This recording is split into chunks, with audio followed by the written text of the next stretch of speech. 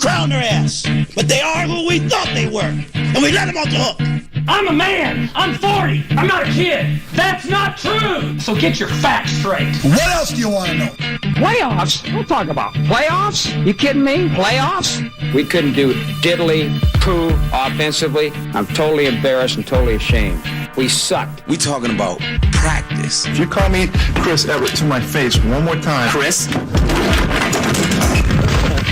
What's my opinion of Kingler's performance? What the you think is my opinion of it?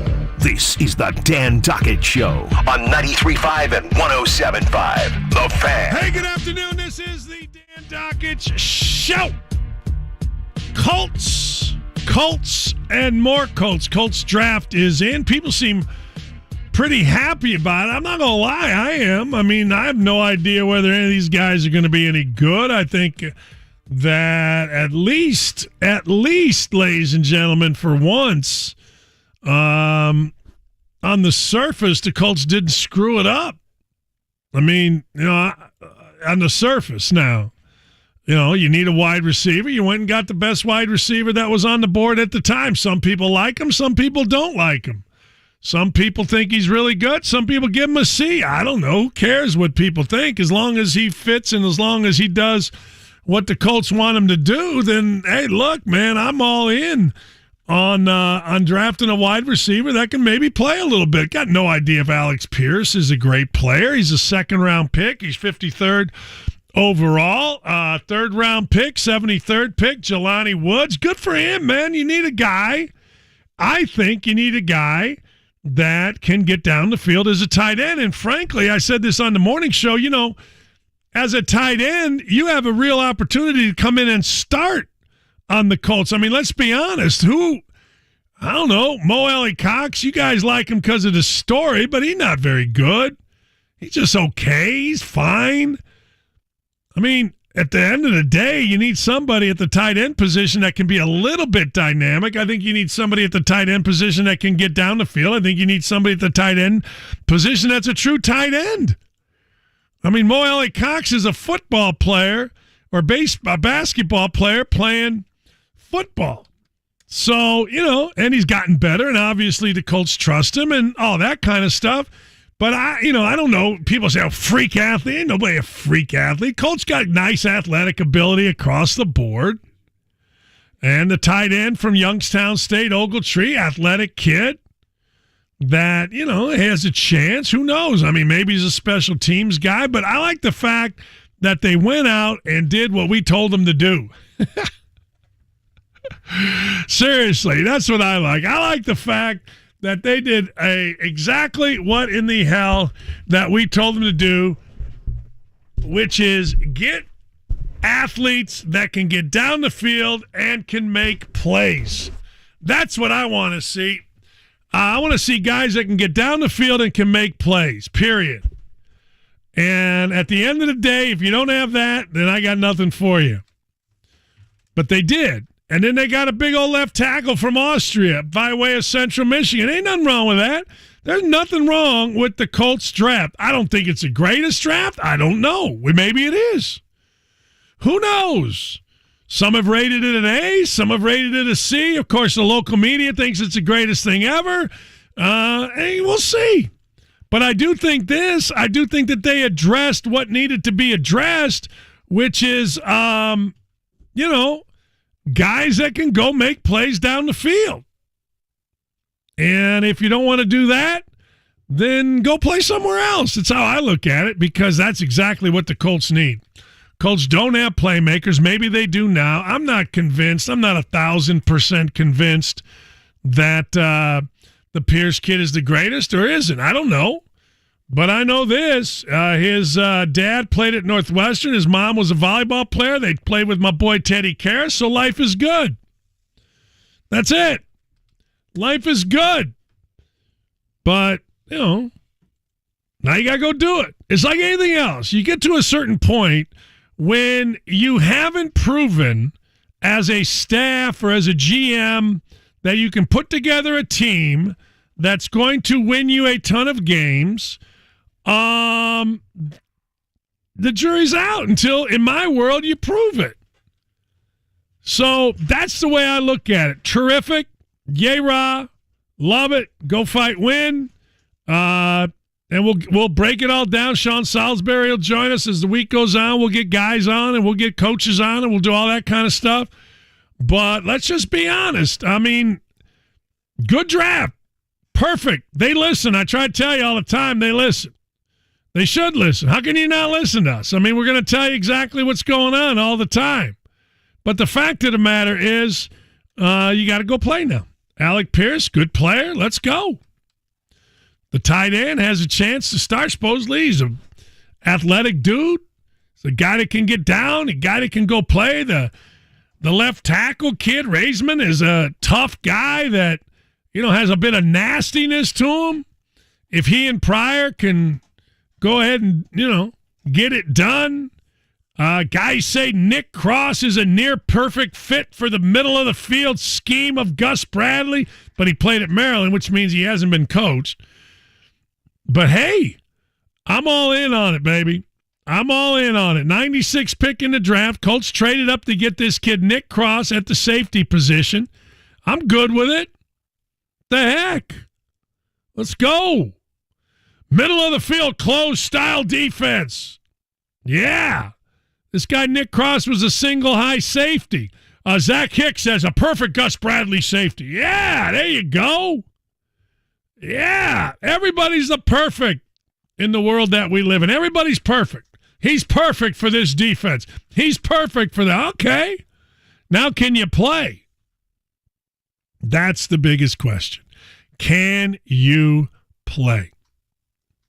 And if you can play, I'm all in. If you can't play, I'll give a damn if you are the perfect fit for your operation. You better be able to play. Now, let's go through some other things. Where are we at in the AFC South?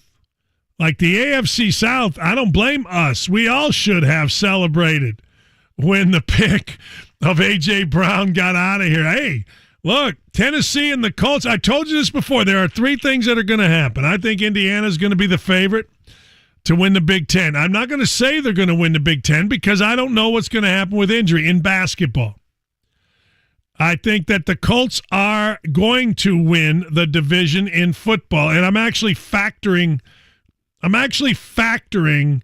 injury in there. I think the Colts, before the draft, were going to win. And, of course, now, Mike Greenberg and everybody else thinks the Colts are the number one seed. Mike also said that the Colts won just as much as the Tennessee Titans. I was listening to it this morning, Ben, and when he said that, I'm like, well, he apparently doesn't know. Tennessee was the number one seed in the AFC, and the Colts didn't make the playoffs. So there was a little bit of a difference there. And, oh, by the way, Tennessee beat the Colts twice.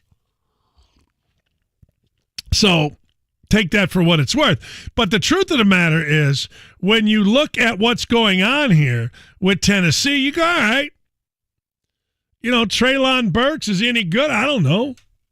They picked him up instead of paying A.J. Brown, or you could have at least made A.J. Brown play this year for 4 years, and then you could have franchised him, but apparently they didn't want to hassle. Which is fine. But I'm only looking at this. Roger McCreary is a cornerback that the Titans got. They say he allowed, the Titans did, the second most receiving yards and receptions to wide receiver. So, hey, they went and got him a corner. But I like what the Colts did. I do. People say, well, you're going to be negative on the Colts. I'm not negative on anything. I just react to what's going on. I saw some people say, well, Dockage didn't say much Thursday and Friday. Well, what am I supposed to say? What do you want me to say? Some youth pastor. What do you want me to say? It's a draft. Okay, you took some guy, Alec Pierce. Am I supposed to say, man, we got the greatest GM? Am I supposed to say we got the worst GM? What am I supposed to say? I'd love to hear it. Who the hell knows whether this guy's any good? But so people are like, well, Doggett didn't say nothing. Oh, I don't know. Okay. Yeah. I guess youth pastor guy. We shall see. But, I mean, look, it's not like all of a sudden you got, I don't know, like I could understand if you're the Colts and you draft Andrew Luck and you're like, hey, look at now, look at what we got. But some little youth pastors say, well, Dockage hasn't said very much because you drafted Alec Pierce? Okay. I like the pick a lot. Why not? You need a wide receiver. The kid's got speed.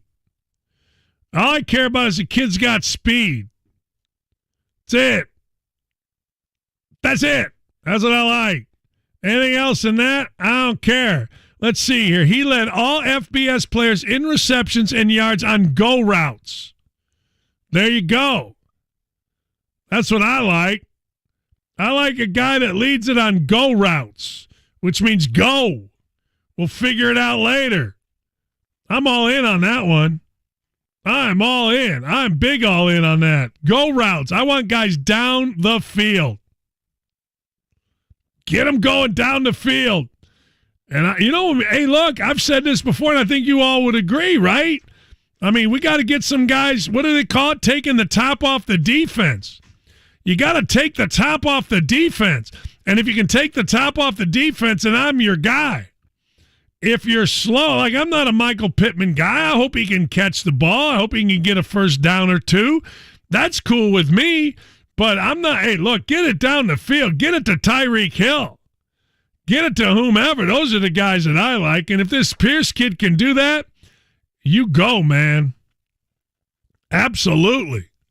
You go and you go hard. So I'm all in on that. And then the tight end, hey, look. You get a tight end, Jelani Woods, that can get down the field? Oh, I like this part. Here's the part that I like. See, I am big on a few things, as you all know. I am not big on little scrappy. I'm big on this. Woods has an exceptional combination of height, weight, length, and top-end speed. There you go. He's got a huge catch radius and legitimate red zone threat. So let me ask you a question. Having said all that, what's wrong with him? Right? That's what I say. Whoa. What's wrong with him? If he's got all this, there's got to be something wrong. What, he can't block? So what? Put in Mo Alley Cox. Let these other guys block.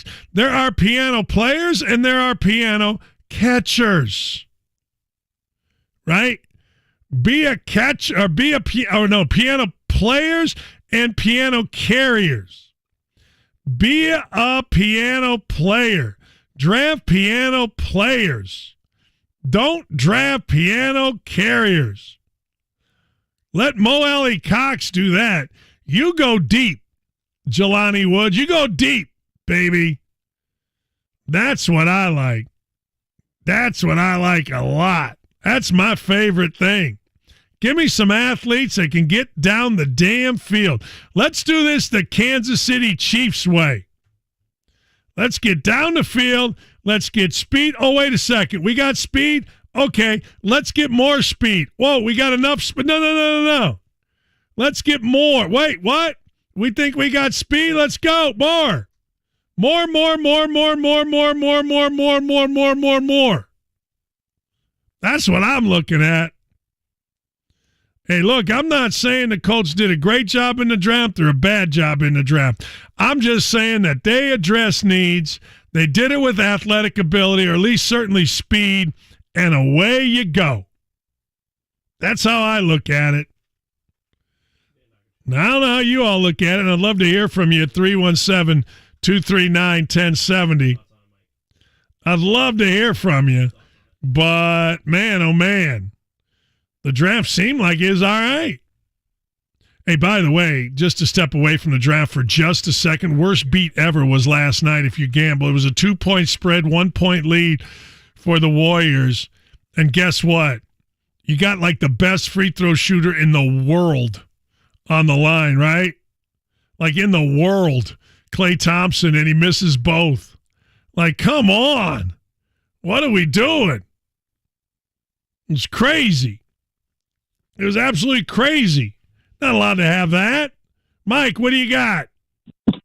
Hey, Dan. I just wanted to comment on the draft. I thought, from a need standpoint, they checked all the boxes. Like you said, we don't know if they're going to pan out, but they actually checked all the boxes, which is really good. The one thing I'd like to see added, I don't know if Chris will actually do it, but I really feel like with Landry still out there, an underneath guy to kind of supplement like the go routes and the deep routes. I think he fit perfect in that because he plays the slot anyways.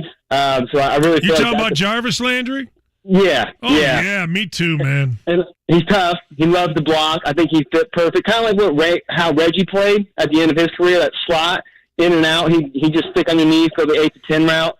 I think that'd be a perfect, absolutely perfect fit for them. And then one thing I wasn't going to mention, but you referenced it right before I got on the line with you, if the Grizzlies and also the Celtics are in trouble, if they can't beat those teams without Draymond and Middleton being on the floor, because those teams are just going to get better once those guys get on the court.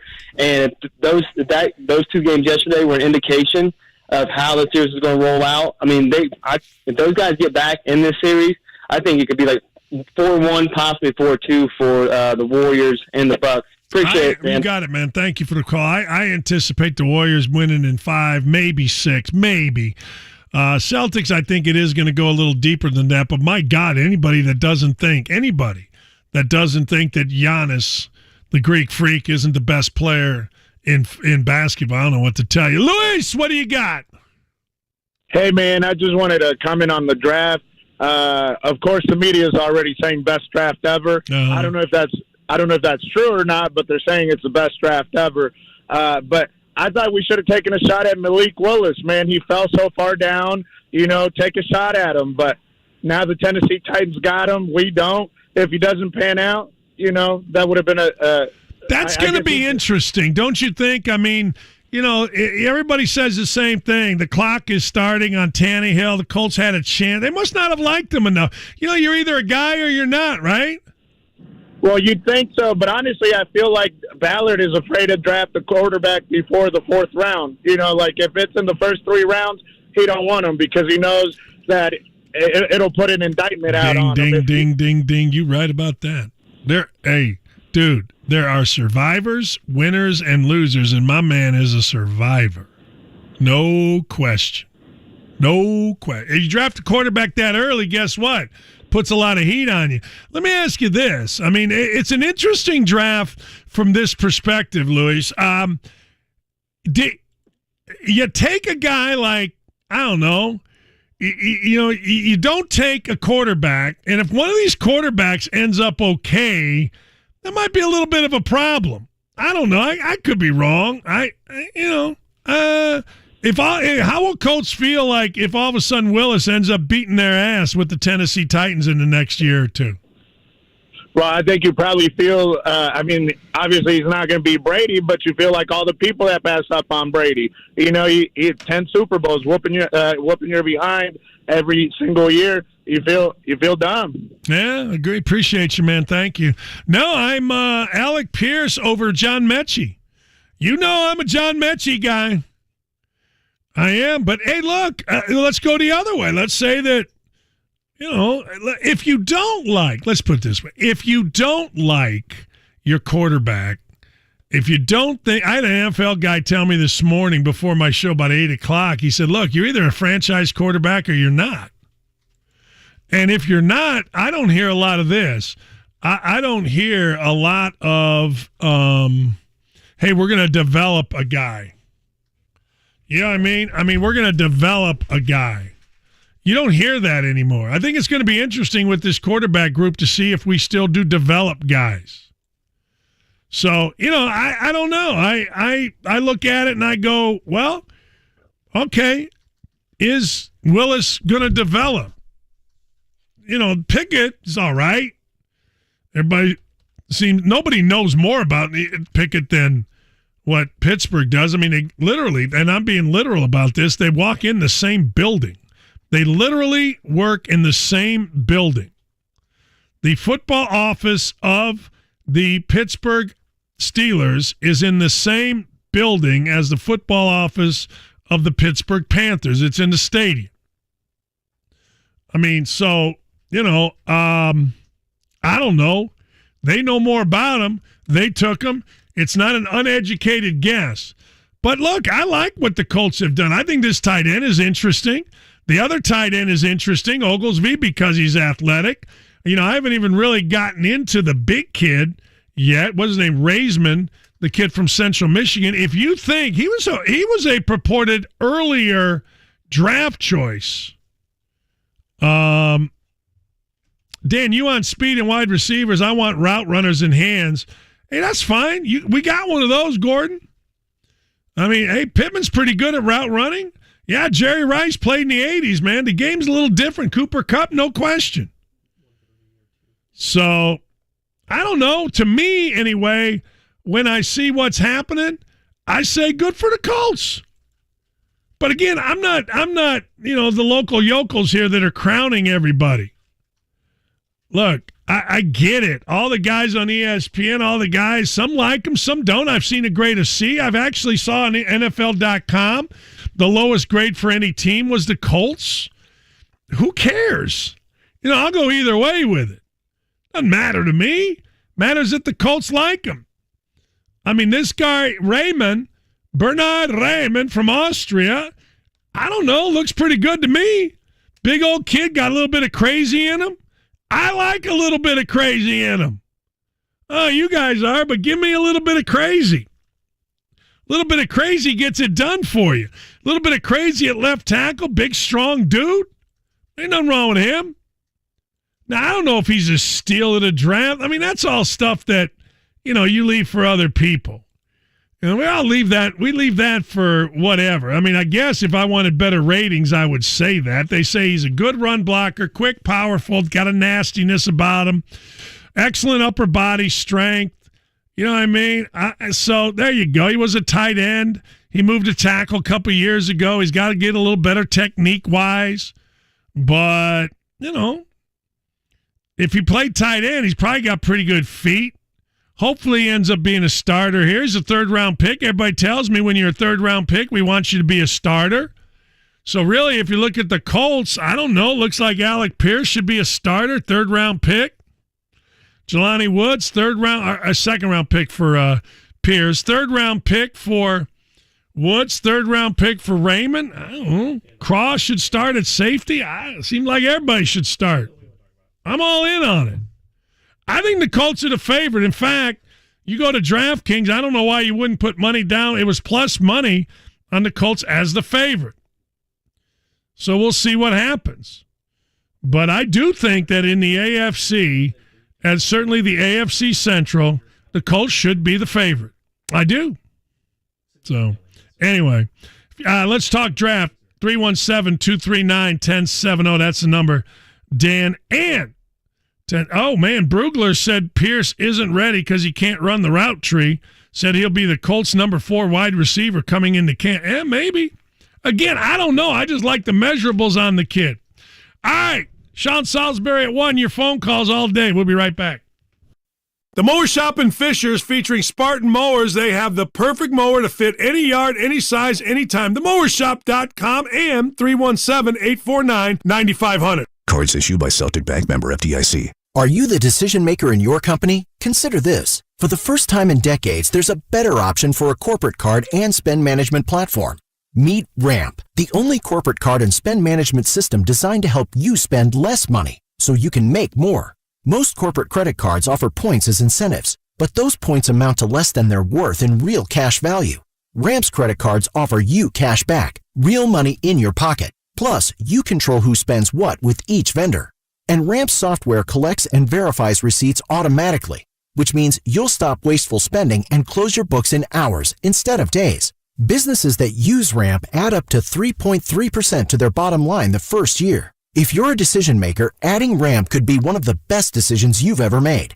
And now get $250 when you join Ramp for free.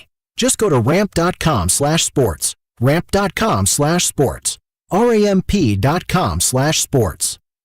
Guys, listen up. Have you been struggling with ED? If so, we have some great news. There is finally a treatment for ED that requires no pills, no injections, and no surgery. This is the latest medical breakthrough for the treatment of erectile dysfunction. The Indianapolis Men's Clinic is proud to offer the most advanced form of acoustic wave therapy, which has been proven to increase blood flow, reverse ED, and increase size. Stop wasting your time with pills that produce side effects and have little to no results. Medical institutions at Cambridge University and Cleveland Clinic have shown this technology to be safe with no side effects. So if you're looking for a proven solution, call Indianapolis Men's Clinic today. They have performed over 12,000 treatments with outstanding results that can help you too. Call Indianapolis Men's Clinic at 317-999-9000. That's 317-999-9000 or at IndianapolisMen'sClinic.com.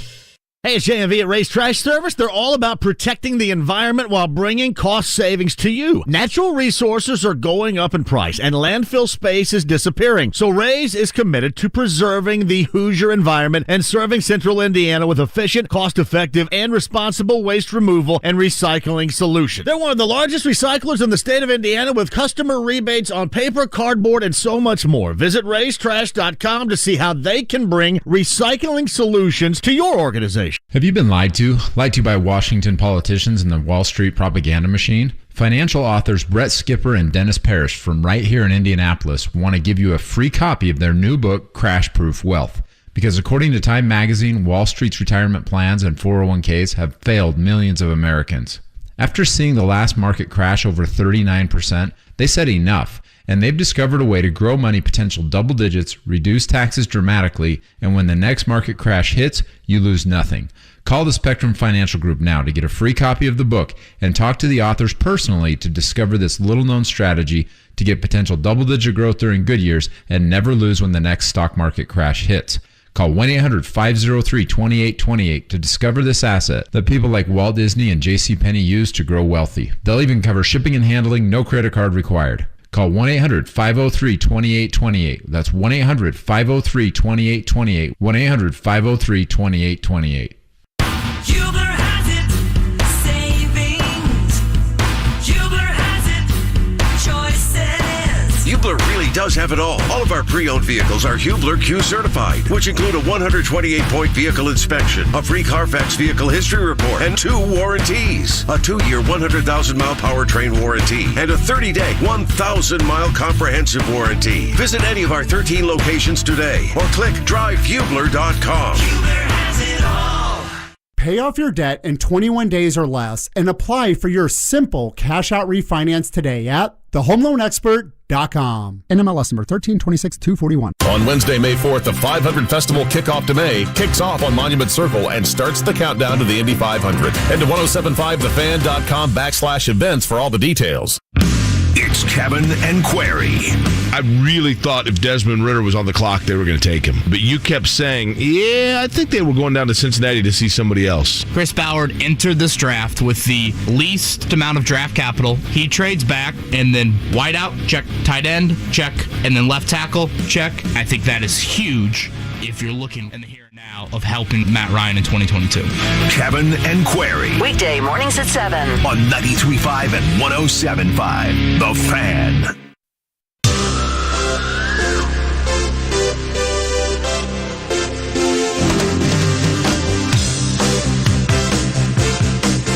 Sack up. It's the Dan Duckett Show on 93.5 and 107.5. The Fan. This is what we got to get away from right here. Josh Whitson. You can do a lot worse as a GM than 7 Pro Bowlers, which led the NFL this season. I get the combined record.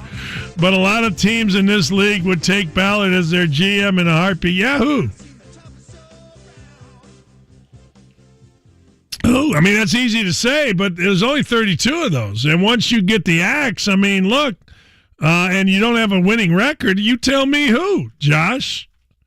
Everybody says those kind of things like, well, they would take him in a heartbeat. Yahoo! I don't think Kansas City's giving theirs up. I mean, maybe Pittsburgh because their guy just quit. I don't know. Yahoo! Everybody would take our guy in a heartbeat. Yeah? Okay. Hey, look, I get it. We got 7 guys to the Pro Bowl. Oh, okay. Well, yeah. But our record stinks. Oh, all right. I mean, I guess it's all what you value.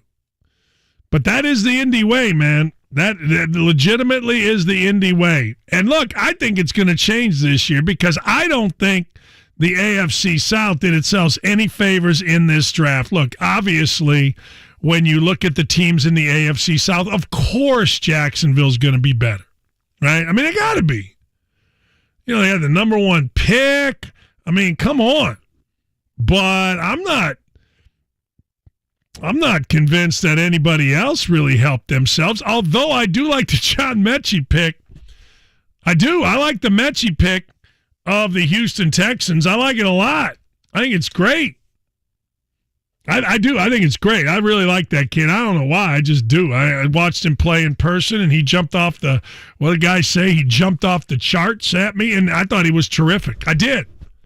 But I think the Colts did a really good job of picking up what they needed.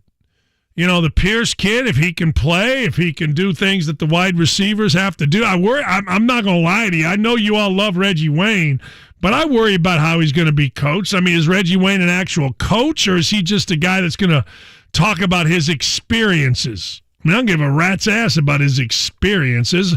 Can you coach? Can you teach a guy to get off the line? Can you teach a guy to do the things in a route tree and all the other stuff that people talk about? I don't have the answer to that. But I am curious about it. It doesn't mean it can't happen.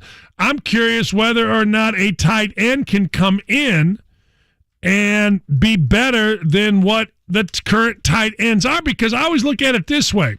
You know, a year ago, they drafted the Granson kid, Kylen Granson, and he was pretty good. I mean, not great, but he wasn't pretty good. He was all right. He made a couple plays. Seems to be a confident kid. All right.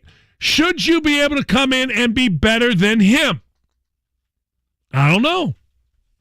But you certainly have the ability.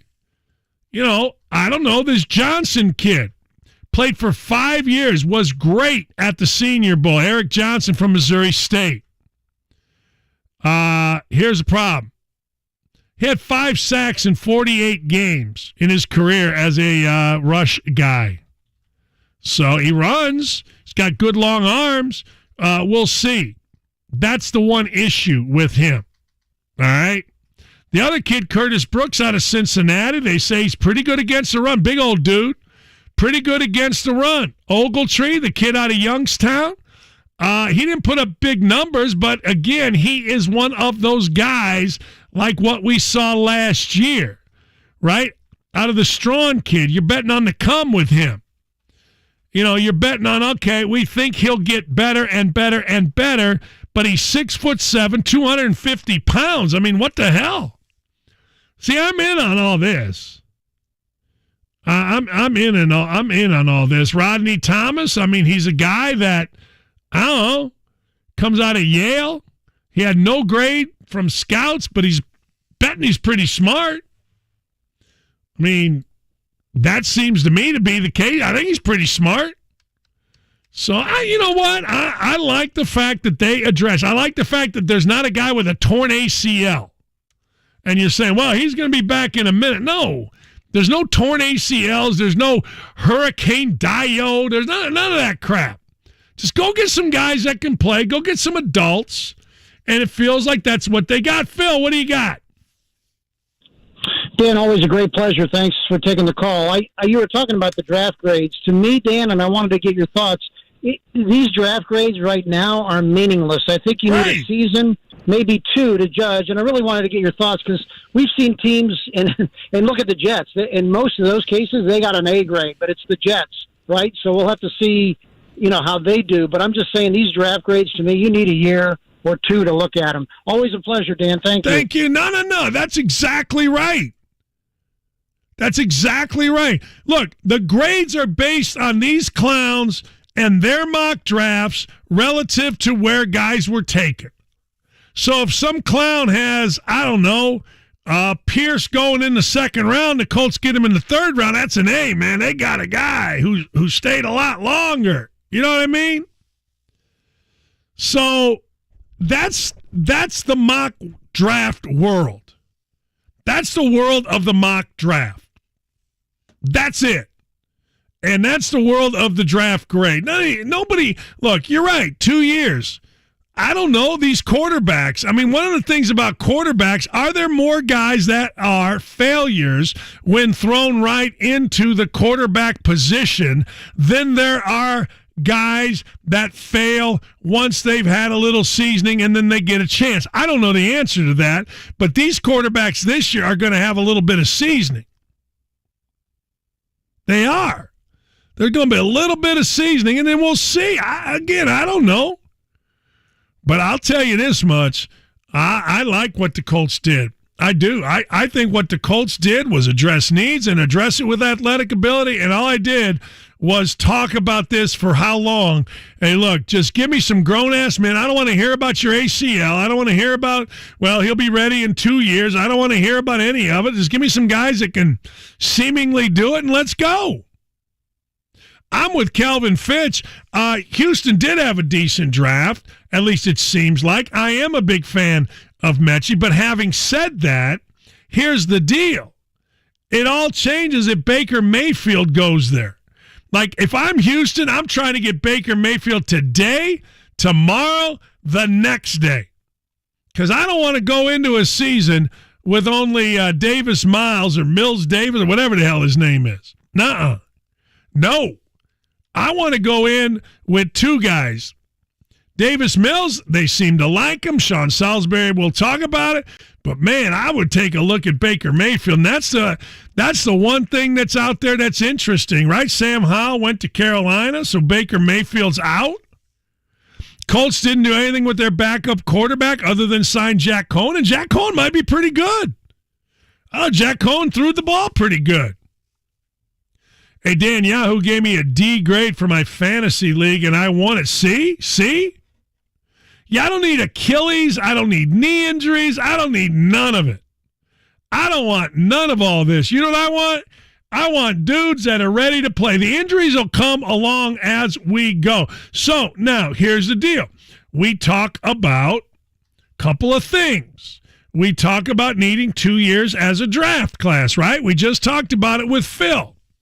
So, let's see what happens with the Colts draft from last year with this year, with Hurricane Dio, right?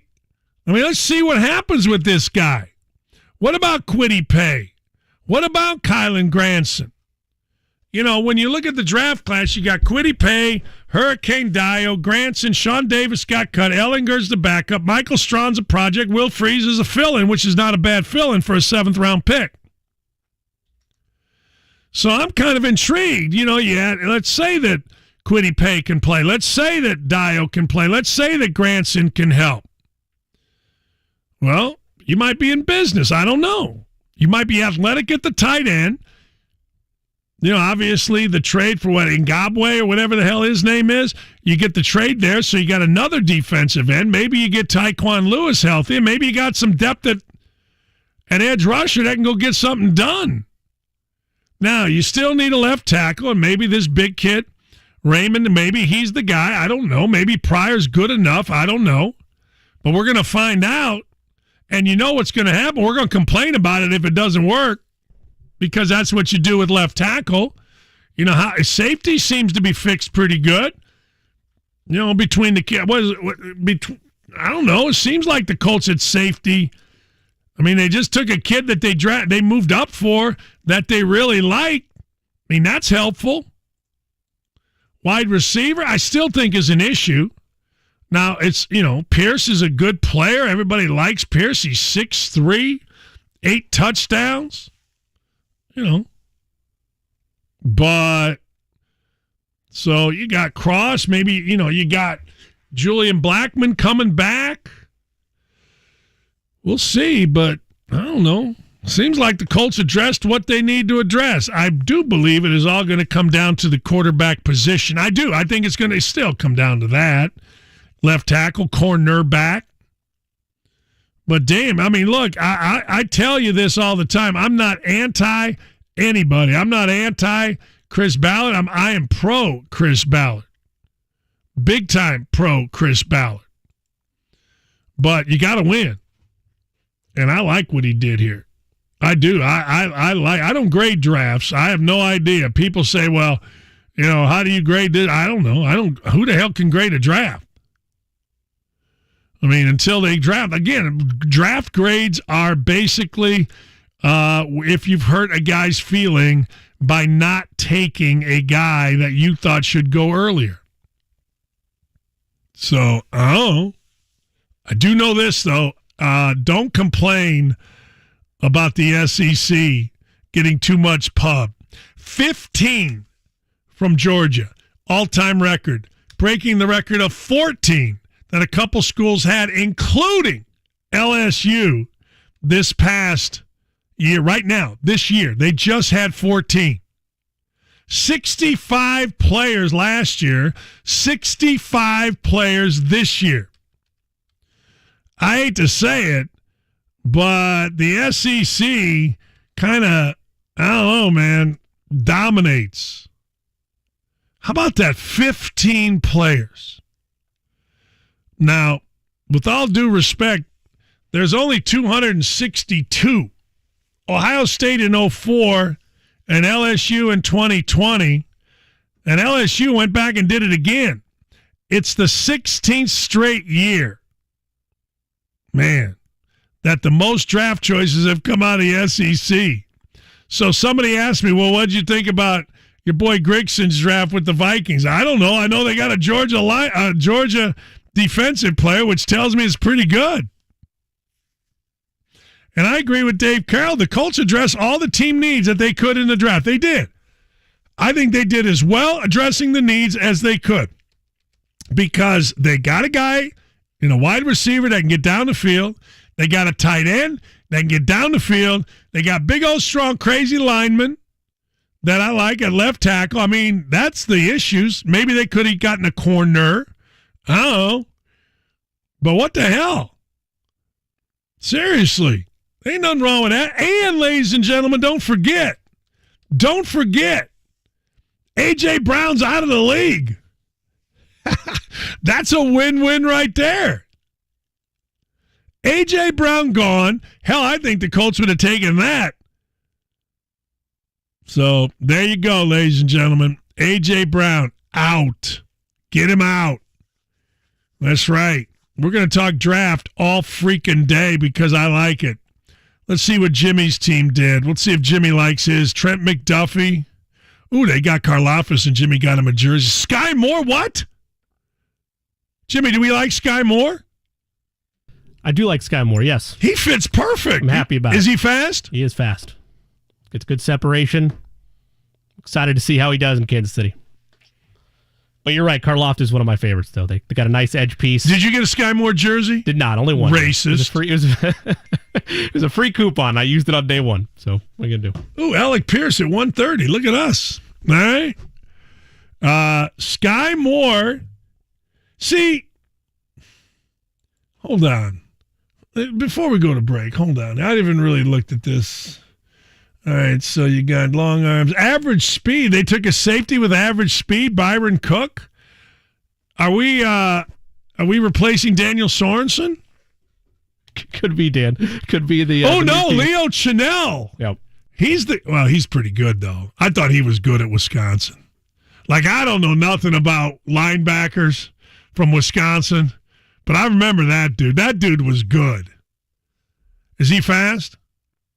I don't know if he's fast, Dan, but he's big and he's tough. Ready to lower the boom. Yeah. Dan, I'm a man's man today. I'm all about the defense for the Chiefs and Sky Moore, but a lot of defensive picks. That's not how they won. Let's go. That's not how they won. Revolutionizing the Chiefs. Oh, we're redoing them. Not only being in like every Super Bowl isn't good enough. What else we got? Look at that. We got Alec Pierce at 1 o'clock. Good. We'll talk to Alec Pierce. We'll get the scouting report on what he thinks. 1:30. That'll be Sean Salisbury, then Alec Pierce. That's a good hour for you. All right, we come back.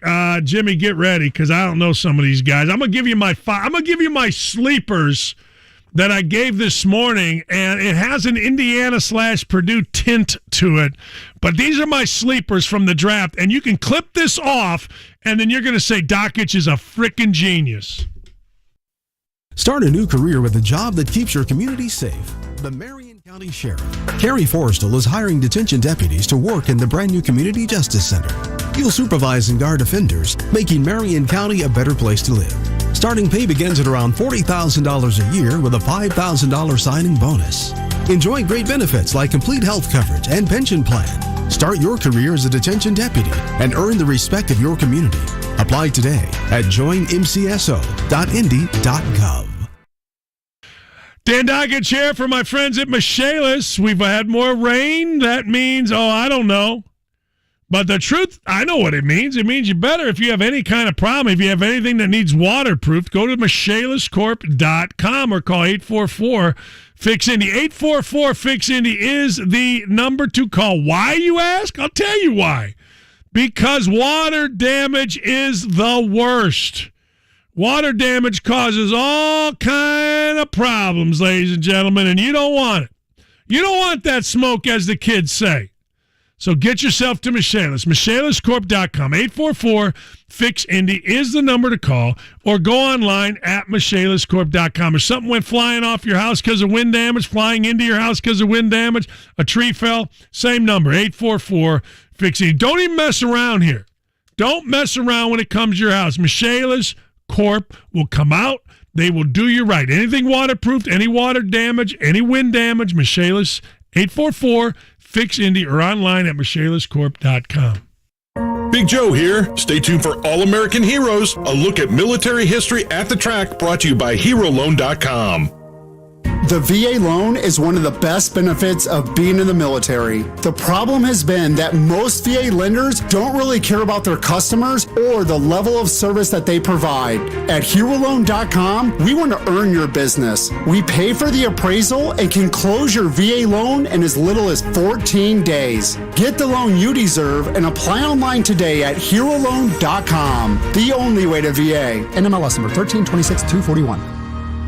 This is Jake Query of IndyCar Radio. Military flyovers have become one of the favorite traditions on race day. Going back to the 90s, flyovers have included A-10 Thunderbolts, F-22 Raptors, a B-52 bomber, the Stealth Bomber, F-14 Tomcats, the United States Air Force Thunderbirds, and even the B-17 Flying Fortress, led by Brigadier General Chuck Yeager. HeroLoan.com, the only way to VA. All right, have you tried Moondrops Distillery products yet? I'm going over there. It's opening up a place in Fortville. I'm going over there, but you can get their products right now. They're my new partners. Find their spirits at select retailers. Here's the deal. They have the classics, the bourbon, the vodka, and rum, and this is really good. You want something different? They made the taste of an Indian summer into their Lemon Shake-Up Bonfire Blend this Saturday. The Bonfire Blend Moonshine Lemon Shake-Up has a special tasting and release date. It's this Saturday, May 7th from 4 to 7 at Total Wine on East 86th Street. I'm telling you, I've tried it. I've had it. It's awesome. It's all born right here in Indiana. Check out moondropsdistillery.com to find a retailer near you. Crack open a bottle with your pals, support local, and enjoy the magic of shared experiences. Moondrops Distillery, experience something special. My crusade for the perfect pizza crust has led me here, pining over a backyard wood-fired oven. But how do I bake this build into my budget? Where can I get some solid guidance on my finances? Who can help me understand if I have the dough for this? A little financial advice. At Regions, we know that's important because your Life Green checking account comes with Greenprint, financial planning with a banker who will help you create a personal budget and live in the moment. Make your appointment at regions.com/Greenprint. Regions Bank, member FDIC. Yeah, that's right. I bet you didn't expect to see me here. Well, here I am. Let me tell you about a little something called respect. You ever heard of it? You know what? I think it's not... You're good at using your time in the shower to replay conversations and say what you should have said. We're good at your insurance. Find an Indiana Farm Bureau insurance agent online, over the phone, or in person, and stop knocking on wood. I think it's time for you to get out of it. You should just leave. Your home for the 2022 NBA playoffs and the NBA Finals. 93.5 and 107.5 The Fan.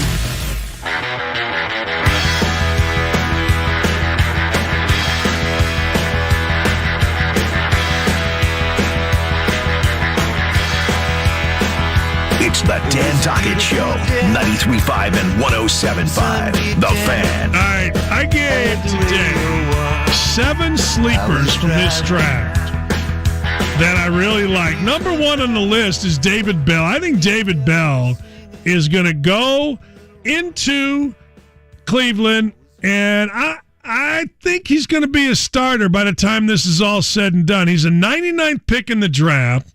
Obviously, we know how good he was here in basketball and football. He was terrific at Purdue. Yeah, I know he didn't run the 4.4, but I'm not worried about what David Bell. Some guys you think about, and you go, all right, yeah, you got to be careful here. But I don't think about that when I think about David Bell. I think David Bell's a freaking stud.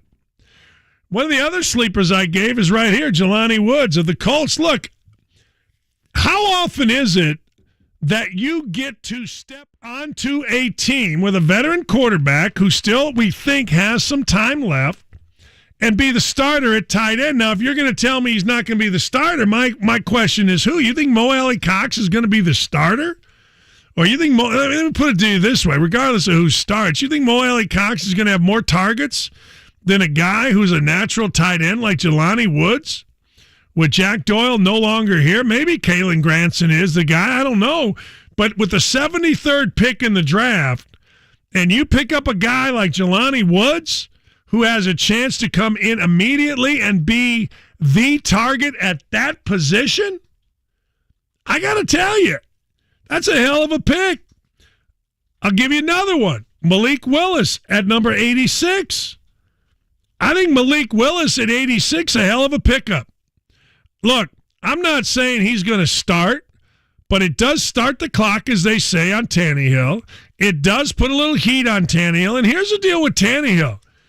You know how the Colts, when we had Manning running around here, he would get with a wide receiver before the draft or before his introductory press conference, and he would get playing, and he would get running route trees, and then he would say, you know, okay, son, go have your press conference. Well, Tannehill's out somewhere like on vacation with his girlfriend, and they drafted a first-round wide receiver.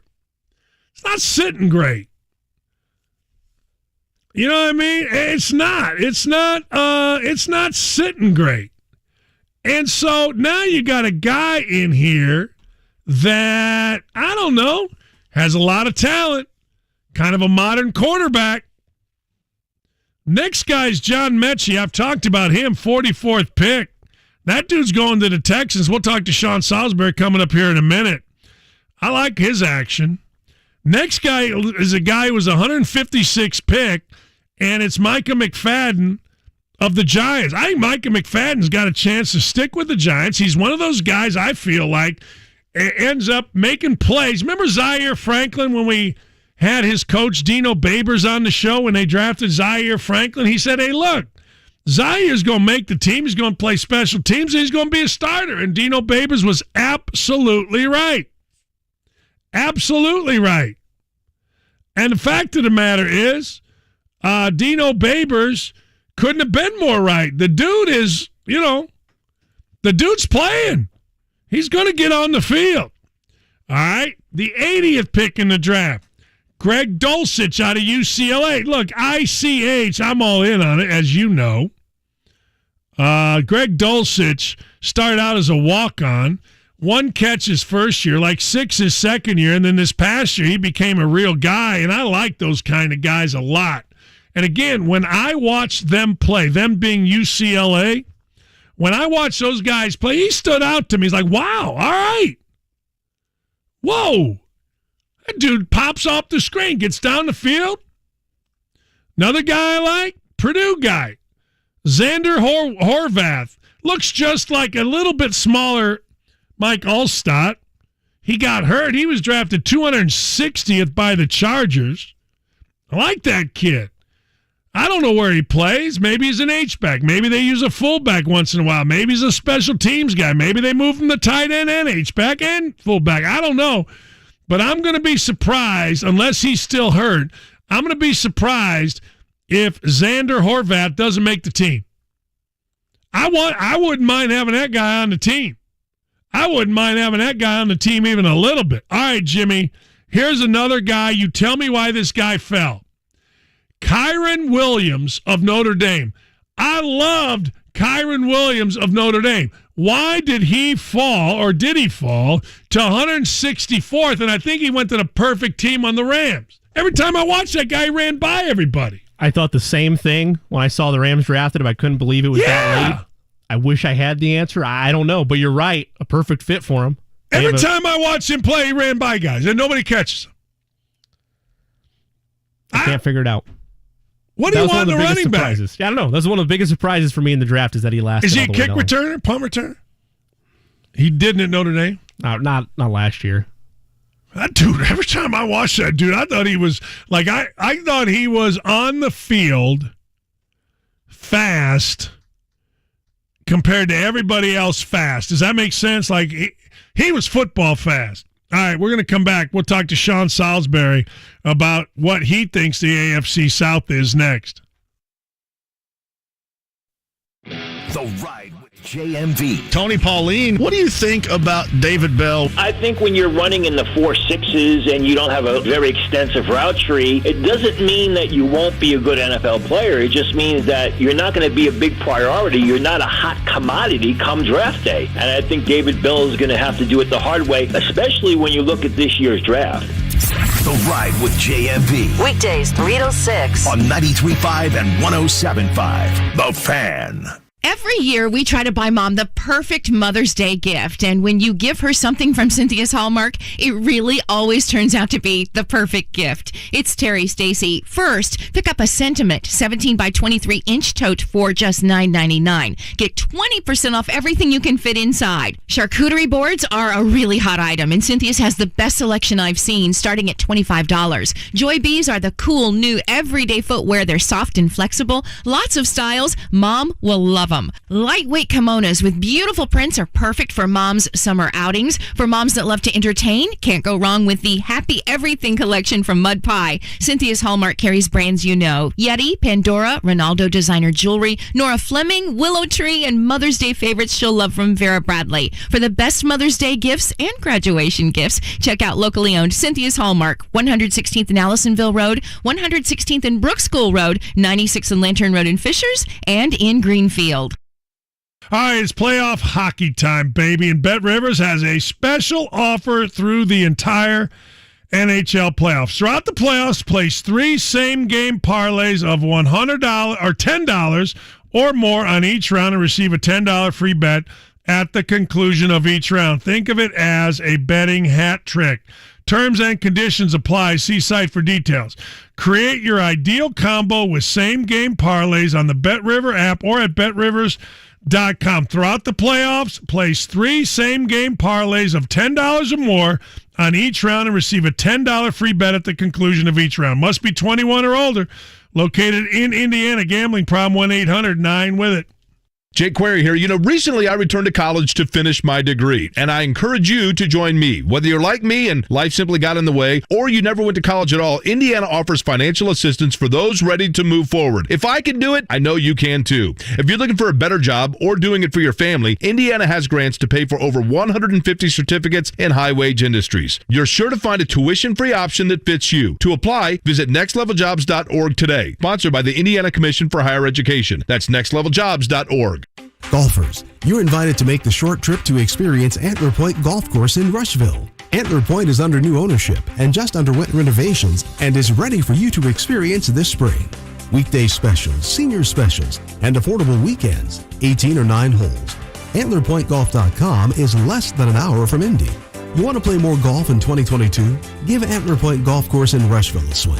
You'll be glad you came. AntlerPointGolf.com. That's point with an E.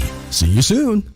Imagine a life without the credit cards. Pay off your debt in 21 days or less with a simple cash-out refinance today at thehomeloanexpert.com. NMLS number 1326-241. 93.5 and 107.5. The Fan. WIBC HD2 W298BB. WIBC HD3 W228CX. Indianapolis. Go trackside with Kurt Cavan and Kevin Lee. Weeknights at 7 on 93.5 and 107.5 The Fan.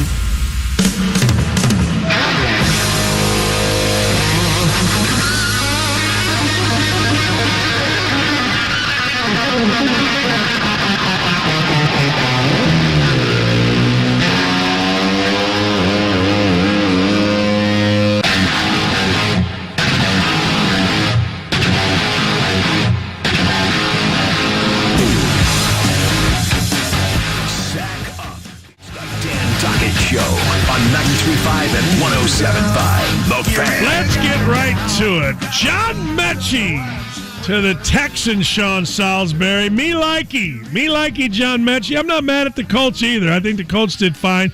But the biggest news was getting AJ Brown out of the damn division. Let's get his ass out of here. You ain't lying, man. Good to talk to you. I thought the Colts, I thought they, for a team that didn't get to pick first in the first round, I thought they got some great, a great addition to their team. I love the kid from Cincinnati. The tight ends from Virginia is a monster, a little older, which a little more discipline. A little more maturity. An offensive tackle that can start for you right away. I thought the safety who's active and can play a box safety, but he can cover and play different coverages in the back end. I thought it was good. And Mechie here, Dan, let me tell you, it's so odd. The day before, the morning of the draft and the day before, we were going through, on my show, players in the division would like in our South here, but also all over the country, and college players that we're probably not going to get taken in the first round, but we're going to be first-round players, and they're really, really good. And Mechie was my number one choice. And I was talking about on the air, and I said, well, nobody's talking about the guy, but going into last year, before he was hurt, he was one of the top receivers in the country.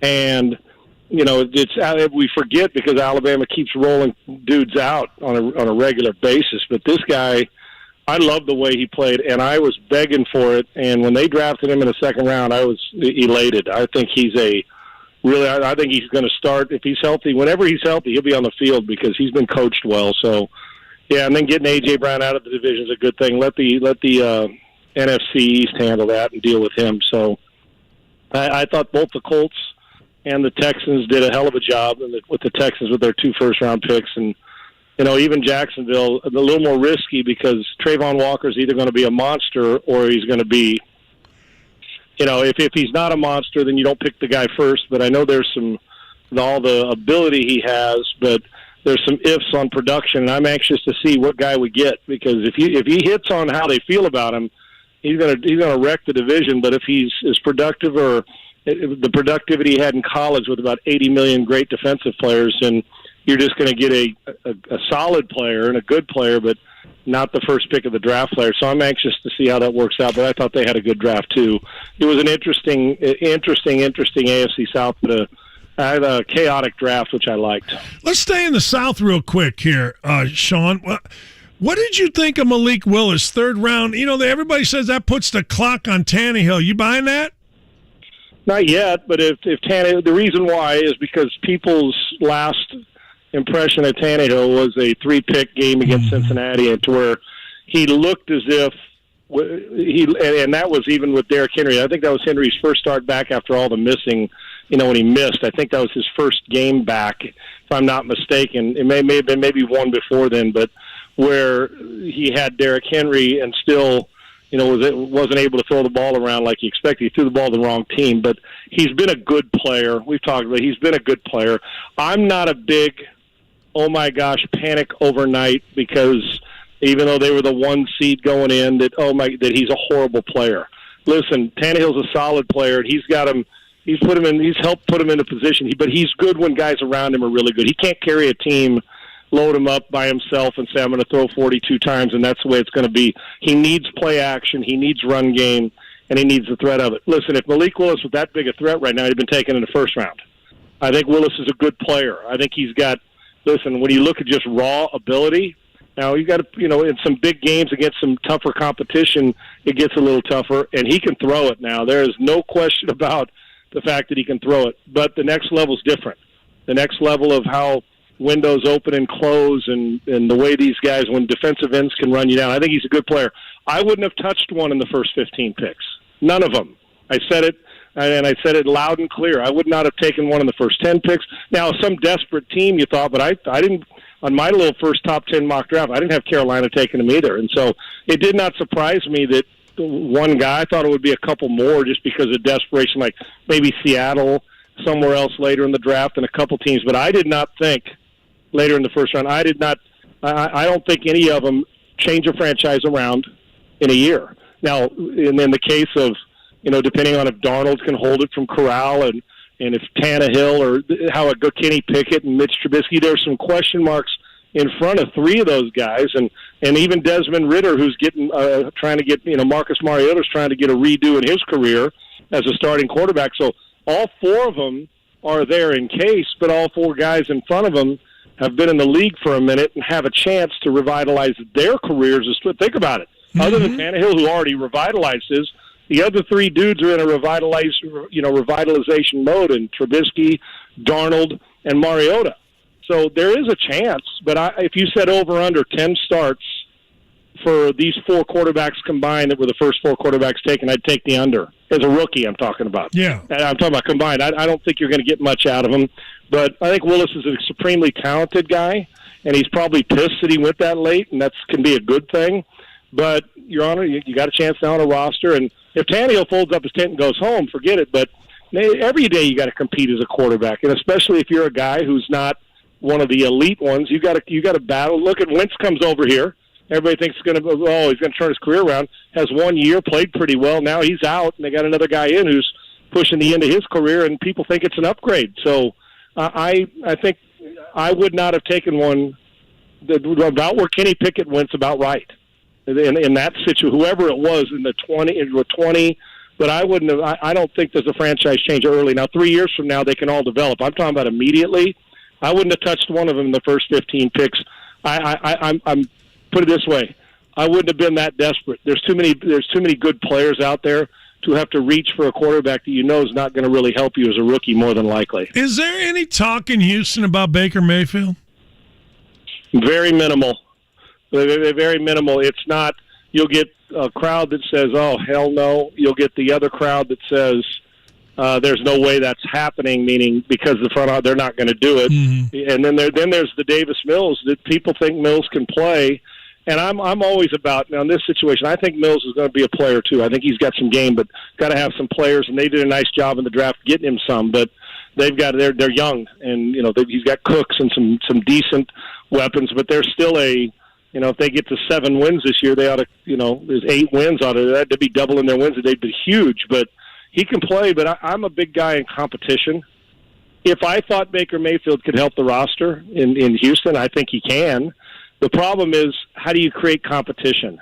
How do you, if you're Davis Mills, and I'm not worried about Davis Mills' feeling getting hurt. I could care less about that. But how do you get a guy that you say, we're not going to draft a quarterback this year, we believe that he can be a player, and then you bring in Baker Mayfield, who everybody's going to say with all that guaranteed money, well, he's got to start, right? No, well, let's make him compete. So will there be disruption? Will it be a circus? Will Davis Mills, I hope I didn't say Davis Love because he's a good golfer, but Davis Mills, will he get all the reps necessary to have him ready for the season? So, but listen, if Baker Mayfield comes in and wants to start as a backup and compete, anything that can help a roster, I wouldn't. But it's minimal buzz. Now, that may mean that they're going to jump all over it, but right now, at least by the buzz and the people I talk to, there's not a whole lot of people jumping through hoops to get to him, but Baker Mayfield's still a good player. If it improves your roster, I'm always listening. I'd at least listen to what Cleveland would have to say. That's for sure.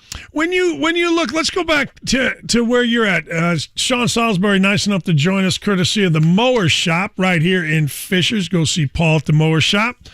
317-849-9500. When you look at the Texans and you look at Jacksonville, people seem to think, well, this is the Colts or the Titans division. What kind of, right now, I know it's early and all that, but what kind of improvement have both teams made?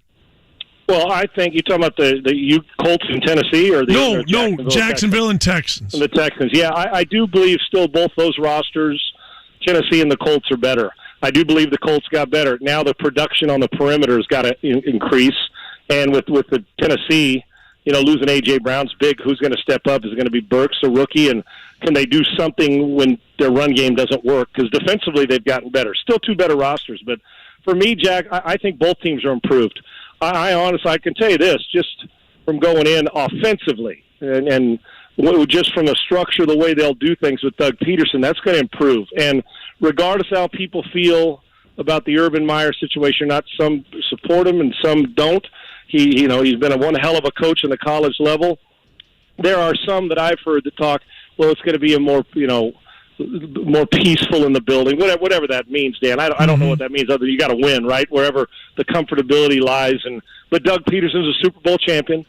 He also has, I'm sure, some major incentive. You Super Bowl champion, a couple of years later, you're out of a job.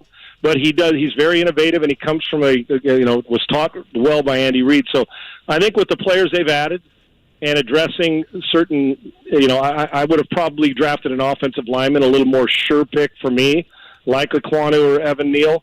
But I think I do think they got better. I do. I think this offseason they've gotten better as far as personnel, giving him and Trevor Lawrence a chance. Now, this division, as much as any, there's so many great quarterbacks, but think about it.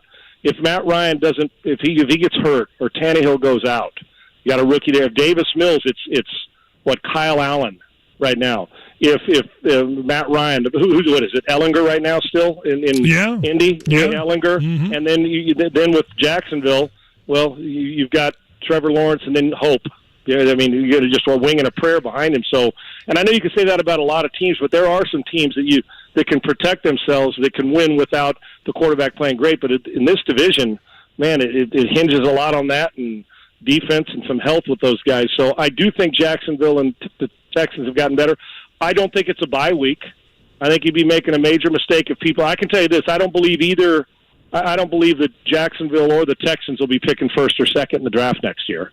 Now, what kind of improve? What do we call quantum leaps? If you go from 4 wins, if you're Texans, to 7 or 8, you're fortunate. They may be a 6 to 8 win team, depending on how young players and off-season acquisitions develop. That has a lot to do with it and how they're coached up. But the Jacksonville Jaguars will not be picking first, and I'm going to tell you they're going to get better. They are, but it's still a 2-horse division right now. But one injury to either one of them, to a star player, and that gap is closing between the Titans and the Colts. And it's weird because the Colts should have made the playoffs if they don't urinate down their leg at the end. And the Tennessee Titans were the 1 seed. Think about that. They were the number 1 seed in the AFC last year and got, smoked in the playoff game. And now we're looking at them like, well, how good are they? Well, their defense is still pretty good. And now they just got to get some more weapons on offense, which is, I think, a big problem for the whole division. How explosive are you going to be? Or are these new young players and a couple of these rosters going to explode? It'll be the explosiveness on offense. So you may get some pitchers' duels if defenses step up at all in this division. Do you know anything about Alec Pierce from Cincinnati? I think he's a really good. I saw him probably a half a dozen times. Oh, yeah? And I went and watched. Because I went with Ritter there and all the talk. So I watched him quite a bit. I like their offense in there. He's a big kid who can run. So he's not he's not just your typical big guy who's going to have to work the middle of the field. And I think he's like 210, 215 pounds, and he's a precise guy. I wouldn't have been shocked. He was one of those guys you say, well, if you love him enough, you could even moved up maybe a late in the first round. But yeah, I do. I think he's a really good player and extremely productive. But he's got some freak show ability too. So I do like him, and I think the tight end, like I said, the kid from Virginia who was a transfer.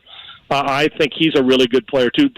They should be able – now you add Pierce and then you add, Pittman and grow this thing. I think they were young and energetic, but this kid's productive. And they had a really good wide receiver and a couple really good corners at Cincinnati. I think this kid can play. I do. And like I said, 5-6 times I saw him because I watched a handful of their games last year. And I've seen him. There's an explosiveness about him and a size, and he attacks the football. I'm a fan. Alec Pierce, by the way, for those of you listening, is going to join us after Sean, coming up around 1:30. Overall, Is there anybody that you say, hey, look, this team clearly got the best of it in the draft from what you've seen? You're talking about all across the league, Dan? Yeah, anywhere. I think, teams like Arizona and Baltimore, even though they didn't the weapons-wise, but I think Baltimore feels like they're going to go back to physically pounding you and moving the pile at the line of scrimmage. Getting Hamilton and the center from Iowa is they're starting today. They're good. I mean, when they're starting like they're solid, really, really good. But it doesn't surprise me. Baltimore always does. Arizona did well. But I'm going to tell you, I think the Giants did a hell of a job. They got instantly better. The problem is, without picking up their fifth-year option, how much patience or what are they going to do with Daniel Jones? How are they going to fill that need? And you keep saying, well, is Baker Mayfield a fit there or who else? I think that too, but I doubt it. But they need that. But the production from the quarterback position. But for me, the two teams that really stick out. Now, like I said, your Colts were good, but the Philadelphia Eagles getting A.J. Brown, getting Jordan Davis, getting I'm trying to think who they got. They got Jordan Davis. Who's their other first-round pick, Dan? I'm losing my mind. Hang on here. Let me look. I'm losing my mind. No, you can't be knowing everything. AJ I mean, Brown, damn. AJ, I was just going over it this morning, though. Hey, if you get A.J. Brown, that's enough in my opinion. There's a couple other picks, and I had him. Jordan Davis. Hang on, caller. Jordan Davis, Cameron Jurgens, the kid who was a second-round pick. You're talking about Philadelphia, right?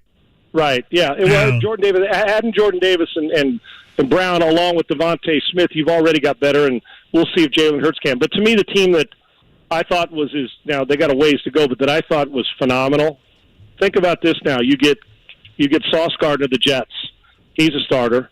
You grab an edge rusher who can go disrupt. You get a game-breaking wide receiver in Garrett Wilson. Then all of a sudden, while you're there, you're waiting, and all of a sudden Breece Hall, who's the most productive runner in college football, gets to you too. They've got four starters right now. And they're going to need it. Zach, what's that? Urban Meyer told me Jeremy Rucker was the best tight end prospect he's ever seen. There's another one. Yeah. So you look up and down, and when you say best prospect you've ever seen, that's from a guy who's evaluated talent for a lot of years. Yeah.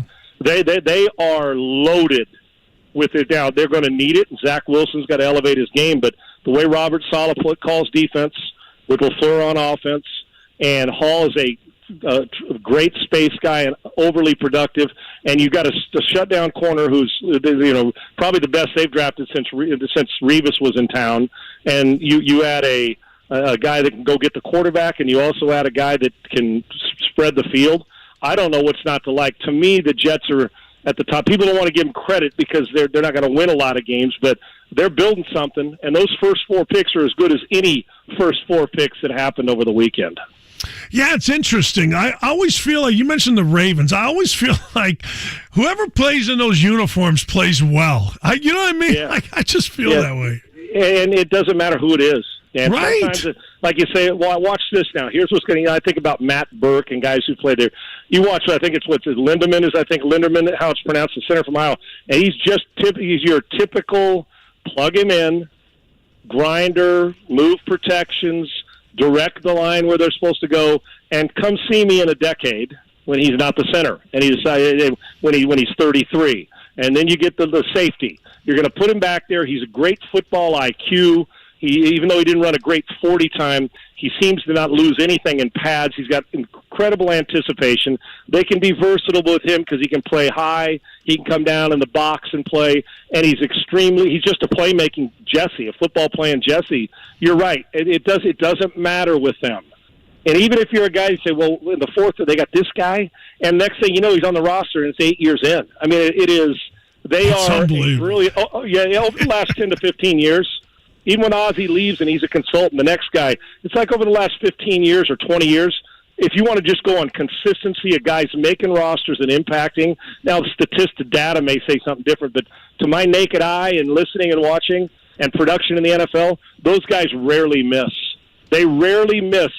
They may miss one or two, but they usually are spot on, which in that division now with that Deshaun Watson now in Cleveland and Burrow, you're going to have to be. You are going to have to be, and they are, and now just get a few more weapons for Lamar and get him contract situation settled. But going back to it, I was really impressed. What a weekend. Think about the Yankees are in first place. The Mets are in first place, playing out of their mind. And the Jets and the Giants, I guess, Carmen, I mean, eventually you kind of got to get back into it. And the Jets and the Giants both had great drafts, at least for the time being. Things are happy in New York for a minute, if you can be. There you go. They are. Yeah, for a second, it doesn't happen often, but hey, look, good for them. You know, let me ask you before I let you go. When you look at a team like Georgia and you see so many guys drafted, right? 15 guys drafted, 5 in the first round from the defensive side of the ball. Does that make it more difficult to evaluate a guy from in those 5 guys? I mean, because everybody's so damn good. Yeah, and I thought the Kobe Dean, while the shoulder, his injury. Yeah. Dan, he undersized, but if you watch him, if you go back and watch and don't put the numbers on him, just say, man, you're watching a Georgia game. I must have seen them in this drive. I probably watched them 9 times this year. Because I got a high school quarterback that reminds me of their walk-on who's like undervalued, but is going to start for some college. So he's a Katy High School kid, and he's really good. But I watch them because I like that. They're smothering defense, and they're on TV all the time because it's Georgia. It is because I looked at them. Nakobe Dean, who's undersized, about 225, 228. He sideline to sideline. He had as much energy and was active as any player they had. And he didn't get drafted until, the third round or whatever it was. Yeah. So, and I'm looking at him saying, because there was a bunch of people had him in the first round, but the injury and the size, and if he's healthy, I'm just telling you what, he's going to make – he is – didn't he get drafted by Philly? Is he Philly? Yeah, there you go. That's the other name. That's a first-round talent that's undersized, that can move, and he will beat you to the point of attack. He's underrated. But, yeah, that's what I'm saying about Trayvon Walker, and you're looking around and say, well, is it that they had so many good players? But then I'd think, well, if they have so many good players, who are you going to double? So he should have more space. And then the safety, and then this line. I mean, they are ridiculous. It's the epic defense and, one of those generational type defense. So you get that many guys drafted. So when you're evaluating, it probably is. And what you have to do is compartmentalize, Dan. You got to say, okay, here's scheme. But you start to, when you're evaluating, you put them, okay, well, how would they do here?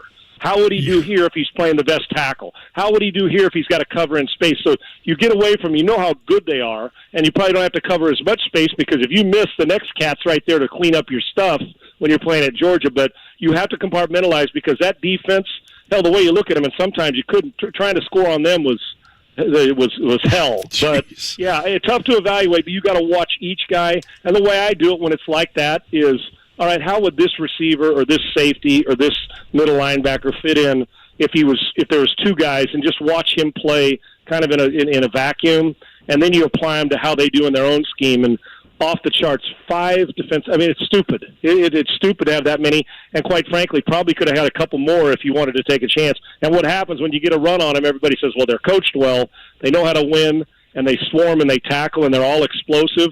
Let me go get another guy, like the safety, the safety that was drafted. So, yeah, I think that's a very, very difficult task. But football players that jump out, Dan, you know who they are. When you watch them on tape, it's pretty easy to see. Yeah, no, it is. And that's why I said about Mechie. When I went there to game, I'm like, whoa, the great athletes on the field, but damn, this dude, whoa, Oh, Waddle and David Williams and all that. Then all of a sudden you wake up and you say, oh, that Mechie guy is really good. I think he's really good. You know what I'm saying? So it's freaky, and he could come in here and be their number 2 receiver right off the bat if he's healthy. Because he's a hell of a route runner. I know people say, well, he's got straight line vertical speed. Yeah, you go watch tape. He's catching slants and separating. So everybody's going to have a different opinion of it. I think Mechie is a hell of a get by the Texans. Appreciate you, my friend. Thanks for everything. Thanks, and wish that receiver luck. I think you got yourself a good one. It'll be a fun interview. Enjoy it. Thanks, brother. Thanks, Sean. You. That's the great Sean Salisbury at Sean Unfiltered. Go, listen, do. All right, we're going to come back, talk to Alec Pierce, the new wide receiver of the Colts.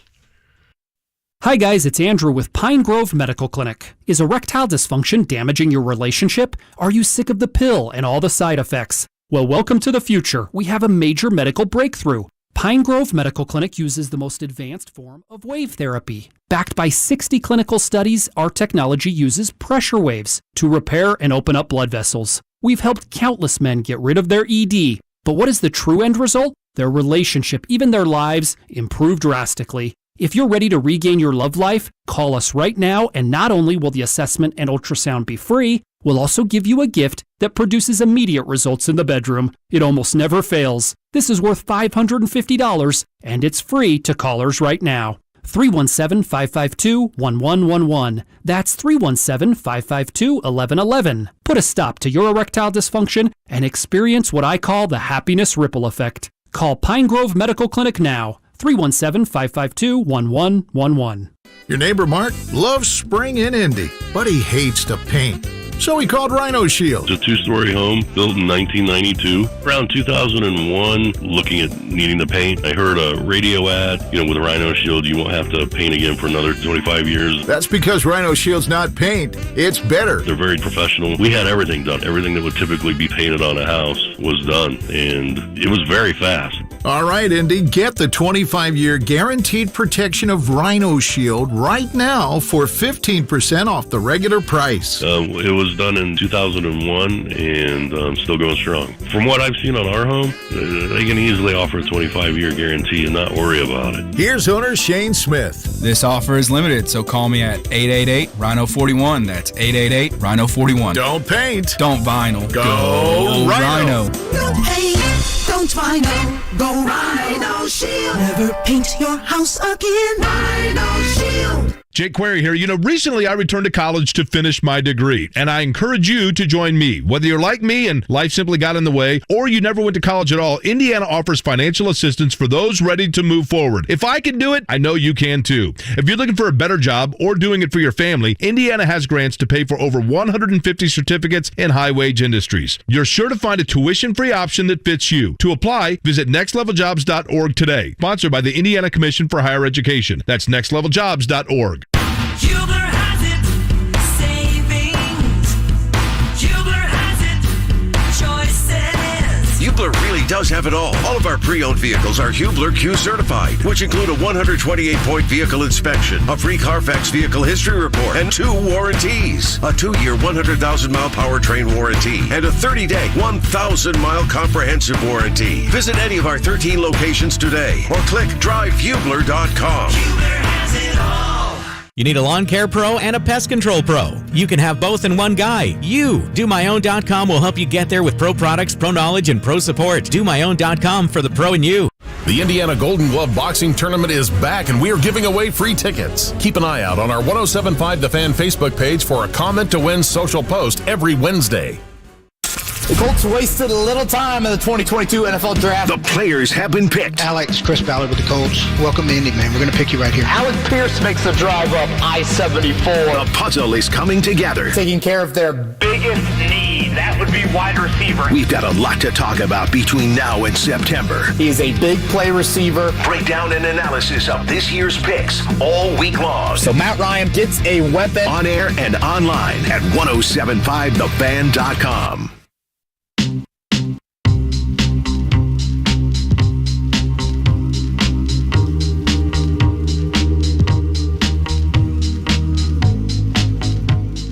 It's the Dan Dockett Show, 93.5 and 107.5. The Fan. All right.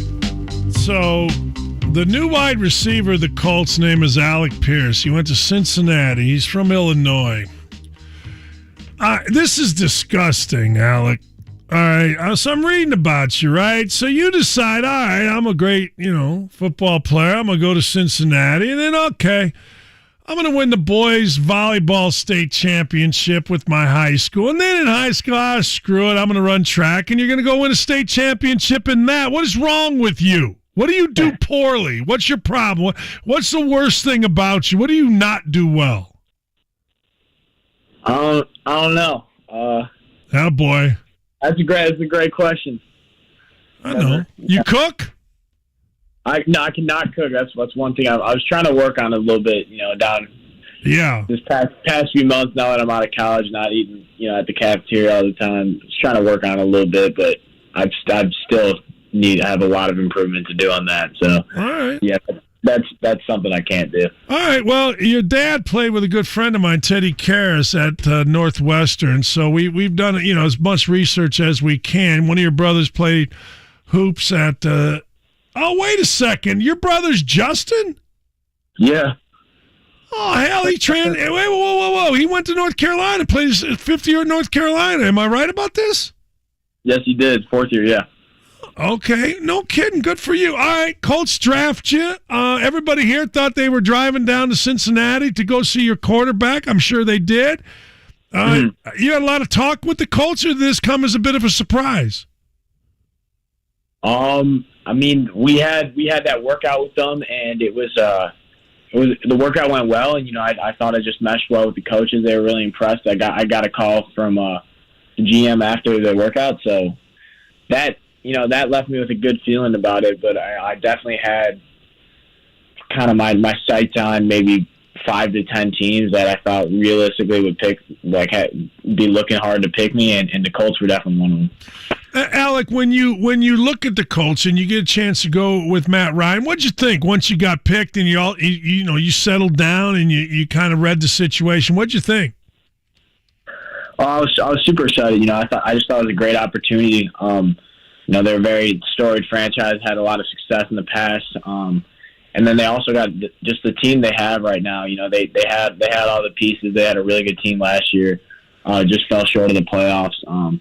But they got a lot of good pieces, and I think you can see with Matt Ryan kind of coming here towards the end of his career, like he came here with intentions to win a Super Bowl. So I think they got a team that's capable of doing that, and so I'm excited to be a part of it. Hey, I want to talk about this past year. What a great year you guys had. What was the key? There's got to be some kind of internal leadership, that kind of thing that you had going at Cincinnati to have such a dynamic year. Yeah, we had a lot of guys who played a lot of football on our team. So we had great leadership guys. A lot of guys like myself had started for the past 3 years, even 4 years. So it was kind of just a culmination of all the work and effort we put in the past 4 or up to 6 years for some of the guys on the team. So yeah, it was a special year. 9 guys drafted, man. That's I don't give a damn if you're an SEC school. That's a hell of a year. Yeah, for sure. I'm really happy to see, and we had a couple more guys, get picked up in free agency too. So it's great to see all these guys get opportunities and kind of really be able to live out their dreams. What's the next thing now? Okay, you get drafted, you have press conference, all that kind of stuff. Then what? What are they telling you? What happens next for you? I believe I report down for rookie minicamp is May 12th, or maybe that's just the day we're getting in there. But I know that's when I have to report, when I report down to Indy. So in the meantime, just back home, working out and trying to learn a little bit of this playbook. Is that what happens? They give you a playbook and they say, let's go, and then there's expectations for you to figure it all out?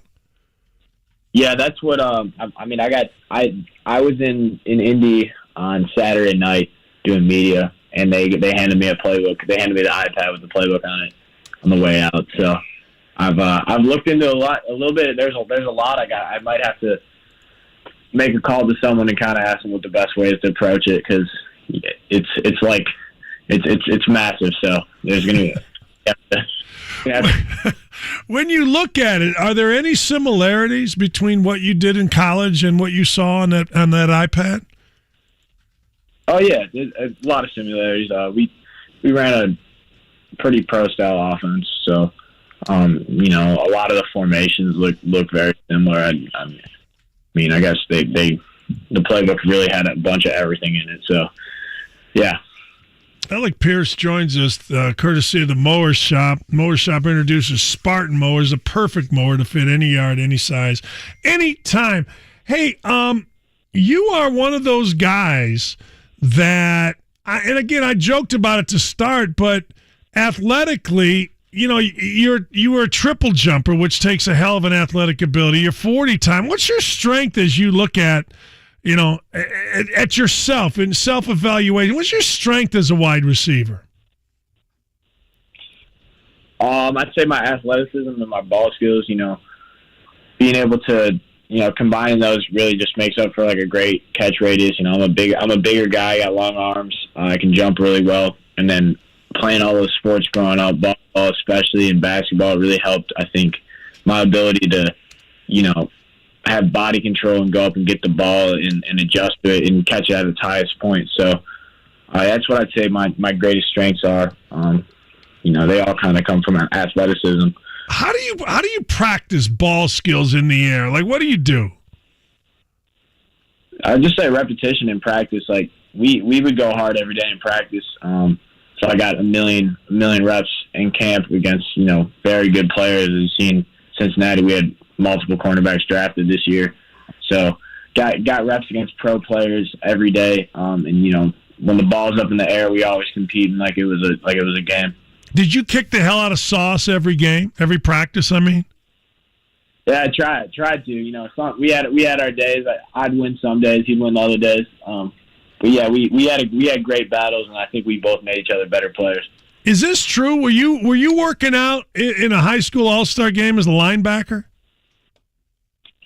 No, I worked out in college.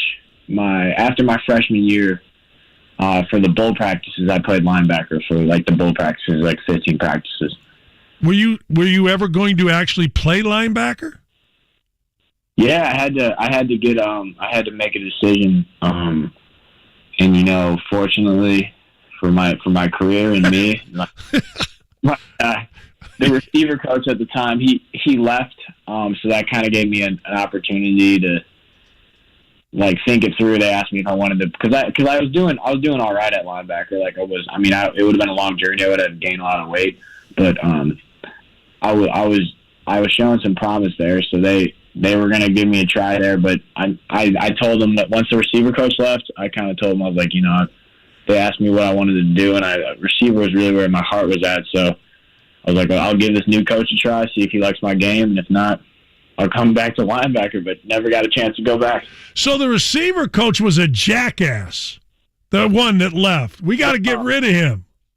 No, I wouldn't say that. I love him. He was the guy who recruited me there, but I think he just got the coaches on Cincy. We were a very defensive program, like defensive head coach, the D coordinator, the special teams coach was like the linebackers coach at the time, and I made my mark on special teams, so he loved me, and he wanted to try and get me to play like the outside linebacker, like almost like DB safety type position.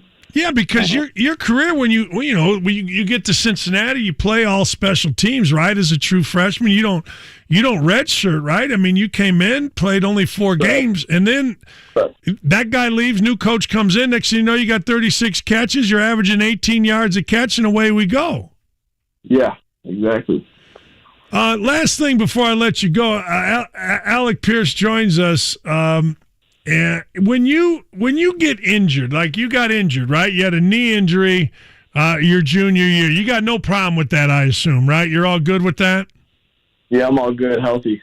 How for a kid like you, you go and, you do all these different things. You do combines, you do pro days, here come the Colts for a workout. How much pressure was that, or did you look at it as competition? How'd you look at all this stuff? I didn't feel a whole lot of pressure doing it because I always looked at it as an opportunity. Like every chance I got to go, like the Colts, for example, them coming out to work us out. I'm like, this is just another opportunity I get to showcase my talents and basically boost what people think about me and hopefully get myself drafted earlier or drafted to a better team. So that's how I just looked at everything. Yeah. You just got a hell of a compliment. A guy who was like a 35-year defensive coordinator named Rick Venturi just sent me a text talking about how much he loves you as a Colt. So that's a I like when football guys, I don't care about what media guys say. I like when football guys or basketball guys compliment players. It's a pretty damn good compliment. He's listening to the show right now, and he just hit me with it. So there you go. Awesome. Well, thank you. Yeah. It's pretty good. Hey, Alec, good luck, man. And thanks for taking a few minutes with us. Excited about you being here. Looking forward to watching you. Yeah, thank you. I'm excited to be a Colt. Yeah, man. That's Alec Pierce, new Colt wide receiver out of the University of Cincinnati. So he is a kid terrific athlete, man. I mean, terrific. I mean, state champ in a lot of different ways and, track and volleyball. His brother was a good basketball player. Hell, his brother, I did a game his brother. I think his brother came and played he said 4th year. I thought it was a 5th year, but what the heck do I know? I think I did one of their games at the North Carolina. His brother was a good scorer at William and Mary, I believe, and then he went over to North Carolina for a year. I think he's playing overseas. I think he is. He's playing overseas, so it's a pretty good family, man. Athletically, that's very, very cool. So Alec Pierce comes in to Indianapolis, and if Rick Venturi likes him, I like him. Remember, the thing that I like most about Rick Venturi about what Coach Venturi said about the Colts offseason was hiring Gus Bradley. Hiring Gus Bradley, Coach Venturi said, was the best move the Colts made. Now he loves Woods and he loves Pierce, which is good enough for me. I'm telling you, the Colts are going to win this division. The Colts got a hell of a break. I think a hell of a break. A.J. Brown getting out of the division. I mean, let's be honest. That's a big-time break. Who the heck wants to go up against A.J. Brown? So you get A.J. Brown out of there. You go get a wide receiver that has downfield ability. You go get a tight end that has downfield ability. You get a chance, a possibility, a possibility of a left tackle. Oh, this is pretty good by Coach. Fast guys like to work out for teams. Slow guys don't. Oh, boy. I'm telling you, I never knew what it was like to be fast. I always wanted to be able to jump or be fast. I always wanted somebody to say, yeah, man, Dockage is a crazy, crazy, crazy athlete. Crazy athlete. He's just undisciplined. That's what I always want. I always wanted somebody to say, oh, my God, can he run and jump? And, he does all this stuff, but he's really undisciplined. Instead of, well, he's smart and he's heady. All right, that's Alec Pierce. As the week goes on, we'll have everybody here. I mean, let's be honest. Between John's show, my show, and then the morning show, we'll have everybody that you want to hear on right here. All right, hang in there with us. We're talking about the Colts draft. The YouTube chat is all fired up about a number of things. I didn't realize Justin Pierce is his brother. That's pretty good. 317-239, a couple of you are calling. Dan, you were fast. When's the last time you watched the Jordan? No, I was slow. Dan, I called DD a Putinophile. He canceled me I don't know. I don't think I cancel anybody. Anyway, 317-239. No, I don't want Julio Jones here. No. Why would I want Julio Jones here? No. We'll be right back. Realizing Geico's great service and licensed agents are available at your fingertips is like realizing the plastic piece that comes with your pizza isn't a tiny doll table. It's to keep the box from touching the pizza.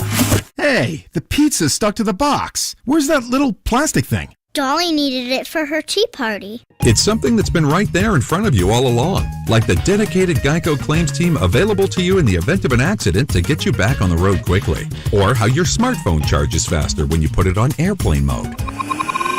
Wow, what if I put it on rocket mode? It's something you can't believe you never realized before, like how Geico's industry-leading app lets you pay your bill, file a claim, manage your policy, or summon help when you need it. Or how those holes in your shower caddy are there so you can store your shampoo bottles upside down.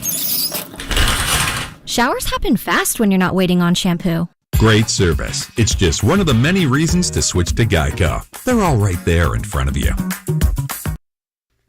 Hey, it's Stan Dockage here for BSN Sports. You know BSN is the largest and best sporting goods team dealer in the country, and one of the reasons is they get you your gear. Their supply chain is absolutely magnificent, and by gear, I mean equipment for your team, uniforms for your team, and your team doesn't have to be a high school, although they are the best high school team sporting goods dealer in the country. It can be for your travel team. It can be for your Little League team. It can be spirit wear for your students. That's what BSN Sports does, and they do it all the time. And BSN Sports, they are not only a company, but they are fans. They are moms. They are dads in the community that love to help our local communities. And listen, nowhere is the spirit of sport are we more excited than here in Indiana. We're entering the spring high school state tournament championships. We got softball, we have got lacrosse, and we've got baseball. And it's great.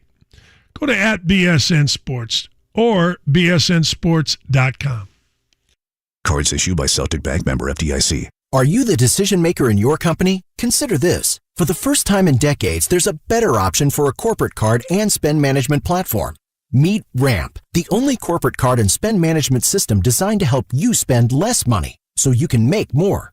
Most corporate credit cards offer points as incentives, but those points amount to less than their worth in real cash value. Ramp's credit cards offer you cash back, real money in your pocket. Plus, you control who spends what with each vendor. And Ramp's software collects and verifies receipts automatically, which means you'll stop wasteful spending and close your books in hours instead of days. Businesses that use Ramp add up to 3.3% to their bottom line the first year. If you're a decision maker, adding Ramp could be one of the best decisions you've ever made. And now get $250 when you join Ramp for free. Just go to ramp.com/sports. Ramp.com/sports. RAMP.com/sports. Hey, it's Dan Dockich here with my wife, the lovely Lee Ross. Lee, we've had several jobs done at our house by the Michaelis Corporation. You've dealt with them way more than I did. You know I forget everything. Remind me, what was the scheduled work they did and how'd it go? They were great to work with. Michaelis rebuilt a roof over our sunroom and a structure over our 2-story deck so we could sit outside on the lower level even when it's raining. The ladies at the office kept me informed every step of the way, and Michaelis did everything they said they would on schedule. Here's what I know. It looks great, and you were happy. And when you are happy, I know it got done right, and oh, by the way, I'm happy. Bill, Dave, James, Brandon, and the whole crew from Michaelis did a great job around the Dockich house. Besides being great general contractors, Michaelis has experts in waterproofing, foundation repair, mold remediation, indoor air quality, emergency fire and flood restoration, and insurance restoration. Spelled Michaelis, pronounced Michaelis. Call 844-FIX-INDY or michaeliscorp.com. The Cubs host the Dodgers in a Saturday matinee. The coverage begins at 1:30 on 93.5 and 107.5 The Fan.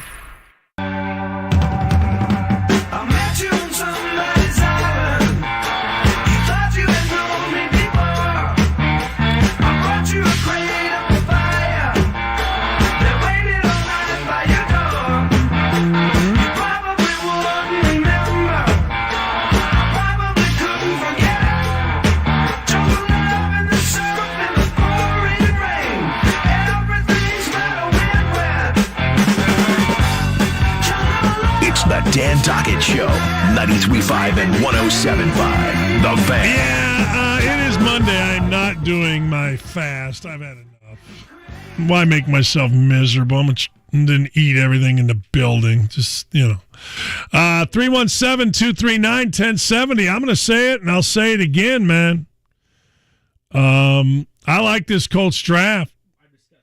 I think this Colts draft, you got a wide receiver. We just talked to Alec Pierce. The podcast will be up. I think that he's a down-the-field guy that can go make some plays. He's got good speed, really good speed, under a 4.4, 4.41, I guess. He terrific athlete in every area, 40-plus vertical jump. Look, I'm all in on that. And then the Woods kid, I don't know. I want a tight end that can get down the damn field. And by the looks of it to me, Jelani Woods can go do that. That's what I'm talking about. That's what I want. Now you got Nyheim Hines, who if they could figure out how to use him, and then Bernard Rainman. I like this kid. I don't know if he's any good, but he's big and nasty, 6'6", 300 pounds, which I guess isn't big anymore. Sure seems to be, but they say that he's got a lot of work to do with his technique. Hasn't been playing left tackle that long, but let's be honest, man. You address the needs that you had, and then you went out and got a defensive tackle. Of course you have to if you're the Colts, and Eric Johnson, who, by the way, plays for, guess who, Bobby Petrino. And then another kid from Cincinnati, I guess I should have asked about him, Curtis Brooks, but I didn't. So, yeah. Hey, look, at the end of the day, and then the Ogletree kid is only 6'7", 250 pounds as a tight end. I'm all in on him, too. Then you got a kid from Yale, so you got a smart kid. Although I got to tell you, I watched a lot of kids this weekend when I was at Harvard. I ain't sure how smart Harvard kids are. I mean, they're geniuses when it comes to, studying. But I watched some of these guys make base running mistakes, Dartmouth. I'm like, wait a second. I don't know how smart you people are anyway. But no, man, it's good. It's really, really good. So I'm excited about the Colts draft. I don't think it's the greatest draft ever. I don't think this is the genius of Chris Ballard. I just like the fact that we don't have to make excuses for guys. Like, you don't have to say, well, he'll be healthy. When he's healthy, he's going to be all right. No. Or, he's not really that fast, but no. That's no. I don't want that. I want, hey, look, this guy can really go get the ball. He can high point the ball. He's quick. He's fast, all that kind of stuff. That's what I like. That is what I like. Right, Scott Smith on the YouTube chat, a triple jumper, that's badassery. Yes. That is badassery. That's what we want to do. We want badassery. So, yeah, man.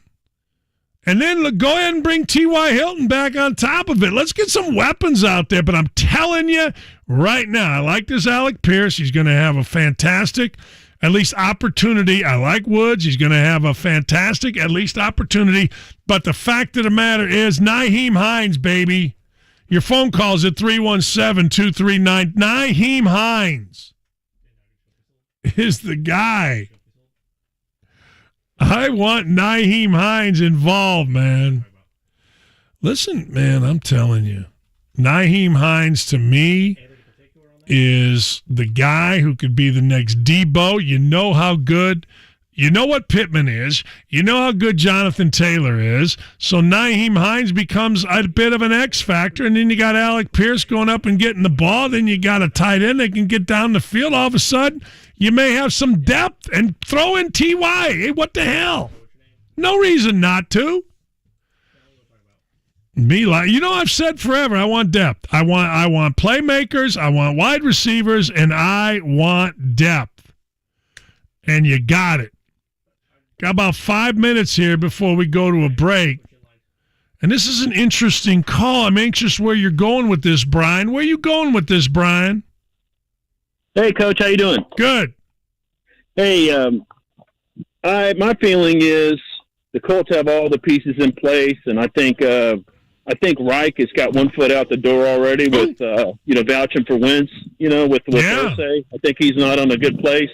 So I predict if the Colts don't win the division and at least win one playoff game, Reich is gone. I don't disagree with that. That could be. Yeah, that could very well be. I wanted to give you a nice gambling hit, too. Please. I had Jaron Jackson yesterday, 5.5 to 1 to get a double-double. Ooh.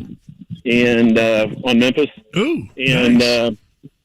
Tonight, DraftKings has Jared Brunson and Chris Paul, 25 each, 19 to 1. Wait, who and who? Brunson on the Mavericks and Chris Paul. To get 25 each? 25 each, 19 to 1, and Chris Paul had 33 last game, and Brunson had 24. That's pretty good value. That's not bad. No, that's not bad. I'll tell you, bad beat last night. Bad beat was frickin' 2-point spread. The Warriors given 2. They're up 1. Yeah. Klay Thompson at the line. Now I got to explain to my wife why we lost again. That's conspiracy theory there. That is. That's exactly what Lee said. Lee said, it's fixed. Appreciate you, man. Thank you. John, what say you? Great show, Dan. Thank you. So I just wanted to be crystal clear. So you're saying with all these new draft picks, adding this to Matty Ice and Jonathan Taylor, are you saying the Colts got some ass? I think they got some ass. I think they do. I do. I think the Colts might have some ass. I'm not saying we're done, but I'm not saying I'm not Kiefer and Holder and all these clowns, but I'm saying they got a little ass to them now. Yeah. I love it. Yes, sir. Thank you for the call. Yeah. Hey, look, I want athletes. How about this? The Steelers declined to pick up the 5th-year option on Devin Bush. I thought Devin Bush was really good. See, Colts are smarter than everybody, I guess. I think they're smarter than everybody. I do. I think that the Colts just understand, give contracts to guys early, I guess. I don't know. I don't understand it, but the Colts, man, they'll give you a contract. They ain't afraid to just drop a contract on you. And, hey, good for them. But other teams don't necessarily do that. Hell, Daniel Jones didn't get his picked up. I think about half of the Raiders team got denied contracts the other day. I don't know, man. Different way of doing things, but hopefully all I care about is winning. I don't care about contracts. I don't care about cap space. I care about winning. And I like what the Colts have done. Why? I'll tell you why. Because Rick Venturi does. And if Rick Venturi likes it, I like it. I like dudes that understand the foots. I don't like dudes that never been in locker rooms other than ask questions. No. I like dudes that understand the foots. And if you understand the foots, I'm all in, man. Yeah. I like the foots. There you go. 317-239-1070. If Coach likes him, I like him. Yeah. Anyway, that's what I got. That's how I look at it. You may look at it wrong. We got an hour here, me and you, to discuss the world of the Colts and the draft choices of the Colts, which I frankly think are pretty good. The YouTube chat, if you want to get on that, go to youtube.com, Twitter at Dan Dockich, at Jimmy Cook, at the JCook. Yeah. So there you go. Hey, Dan, can you give me, oh, geez. We got Sage Steele's burner account. Oh, Indy Castleton Jonah, the smartest football guy ever.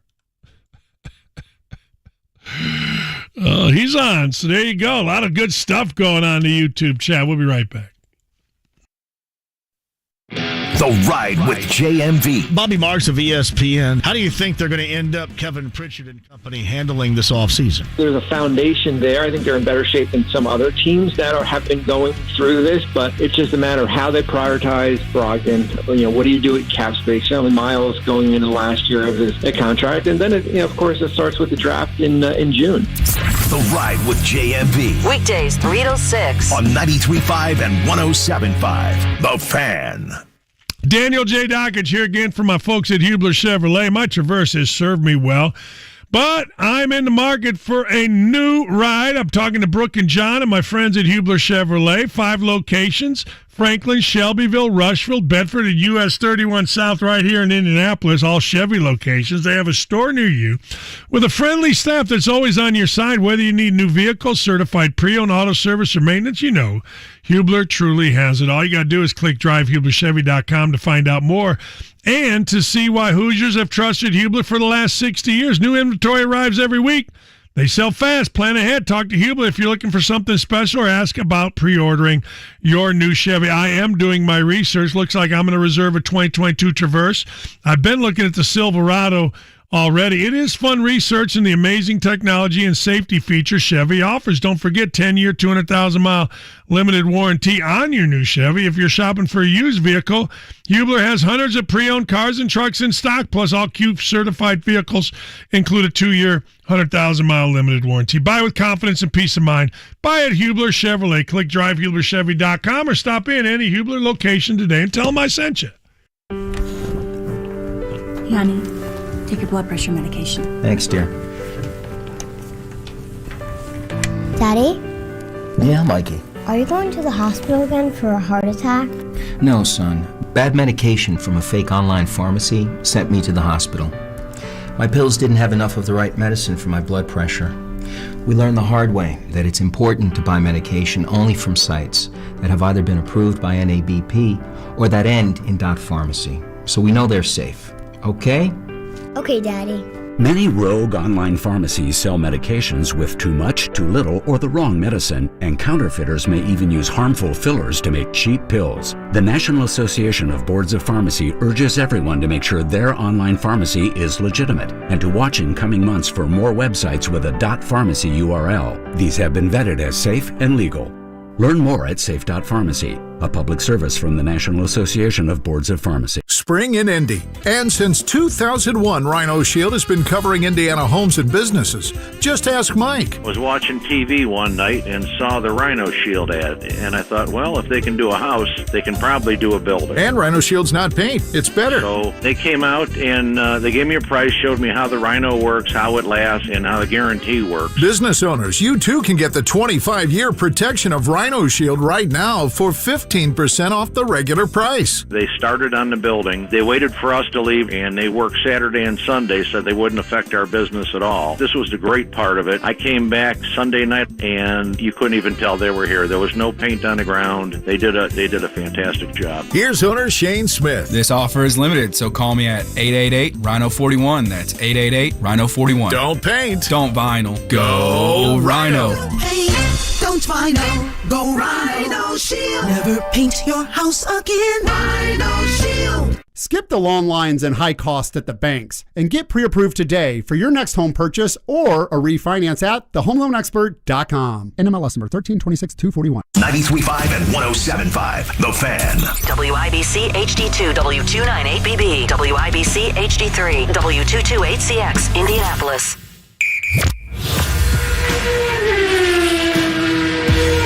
27 days to go on 93.5 and 107.5. The Fan.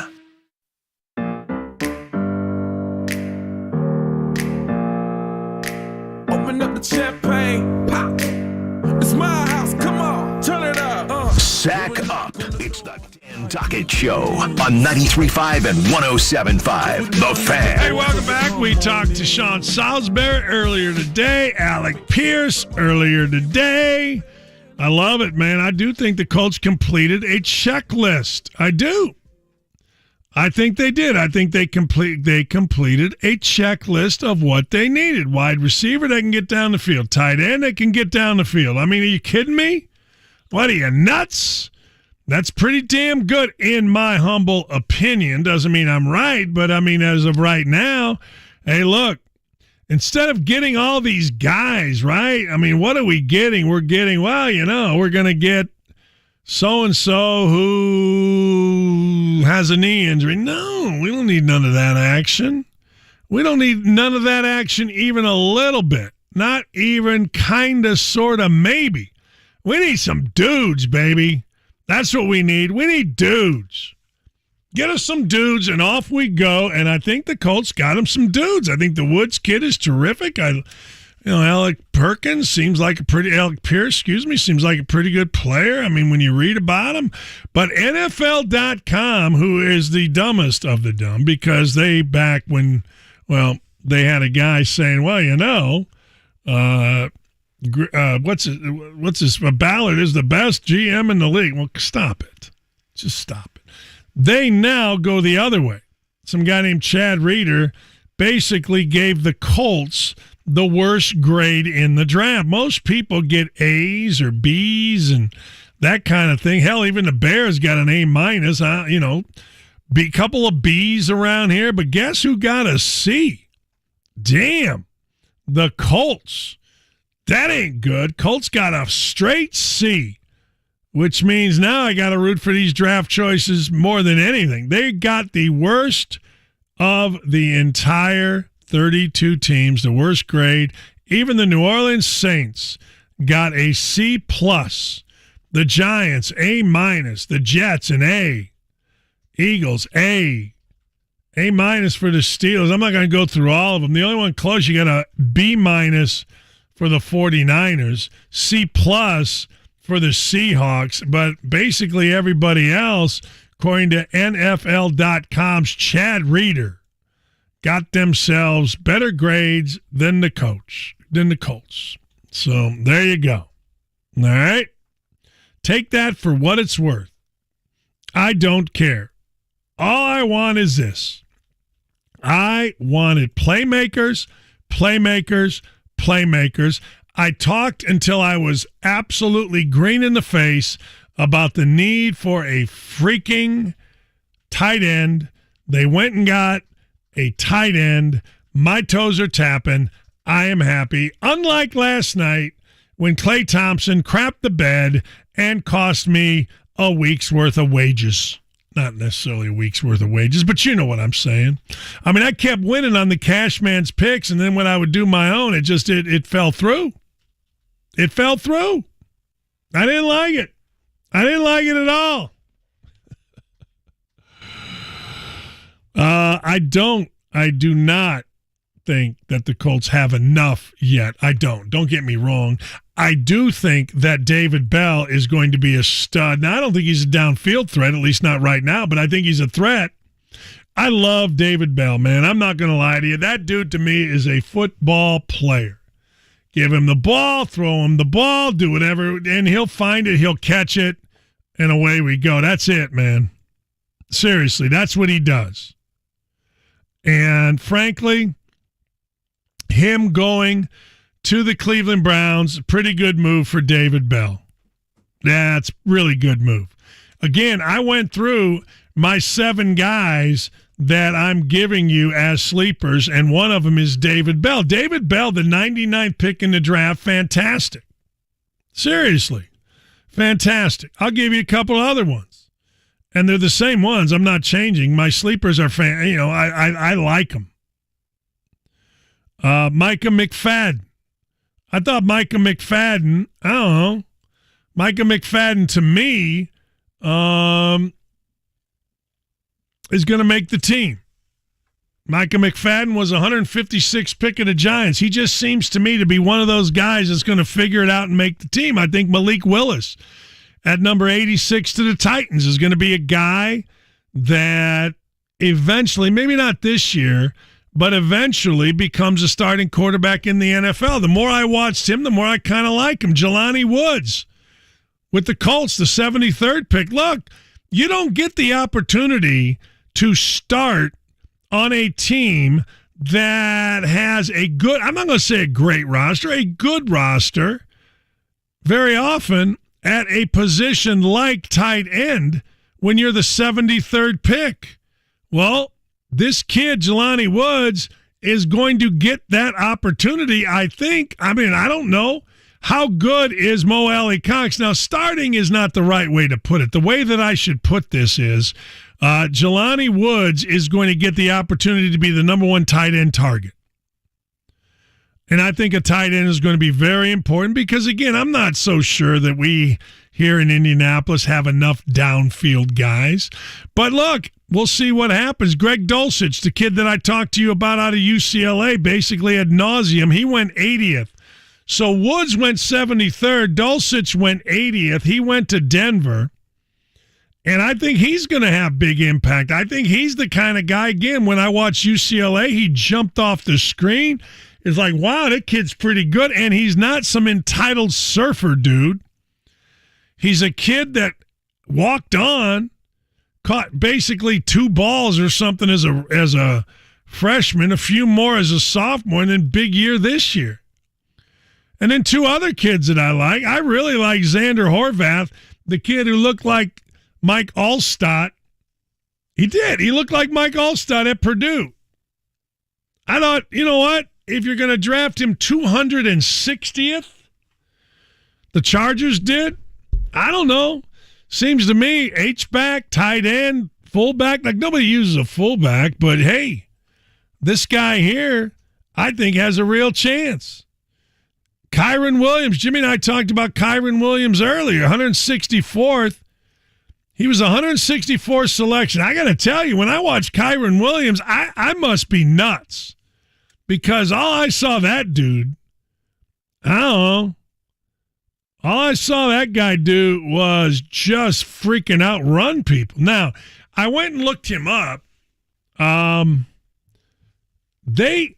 He's not the biggest dude. Like, what is he, about 5'9", 195? But he, I guess, the number one thing about him is he is the most willing pass blocker as a running back in the class. I don't know, man. I just thought, Jimmy, is he not fast? Am I crazy here? Nobody's talking about his speed. They say reliable receiver, good hands, got a good stiff arm. Can't run? I don't know that he's lightning fast, but he uses vision to create holes, and then it's the acceleration after that. Like, you know what I mean? It's not like breakneck, blow your brakes off speed, but if he gets out in space, you're done. Like, that's. Did he have a bad combine or something?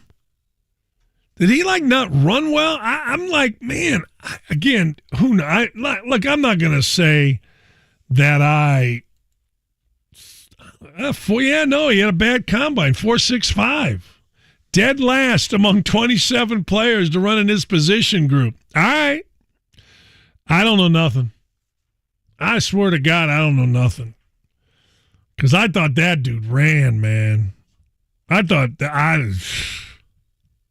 right. Mel Kiper liked him. Mel Kiper said, I don't care. I'm not changing my position. Kyren Williams is underrated. People are going to look at a 40 time. It doesn't matter. Emmitt Smith ran a 4.6. Care about 40 times for running back. To your point, Jimmy, the quickness, the instincts, the vision. There you go. Man, but all right. God, I thought he was fast. What the hell do I know?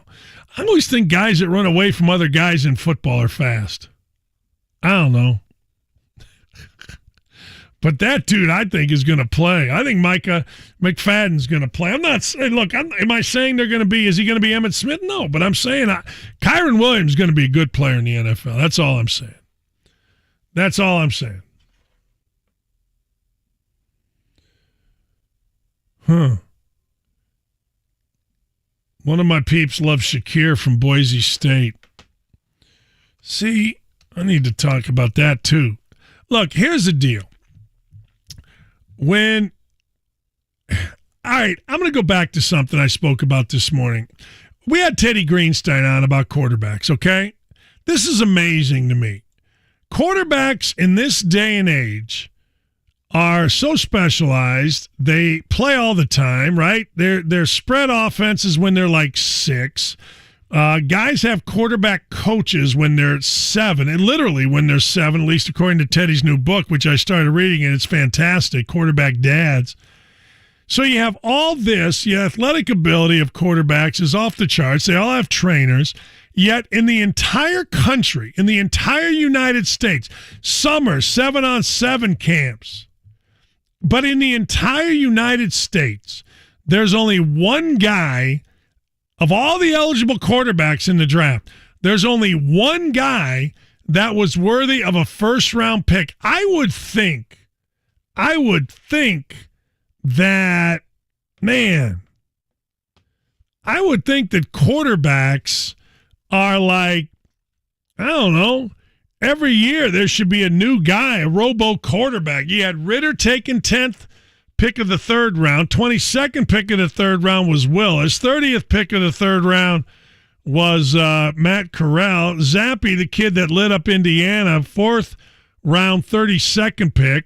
Sam Howell, I don't know if this made Carson Wentz upset or not, but Sam Howell, the kid who was projected as the best quarterback, went in the 5th round, 1st pick. Then a kid from South Dakota State went 7th round, 20th pick. Skylar Thompson from Kansas State went 7th round, 26th pick. And then Brock Purdy was Mr. Irrelevant, 41st pick of the 7th round. He's last guy taken. I mean, in the entire country, you're telling me that that's it? That's it? All right. Okay. No.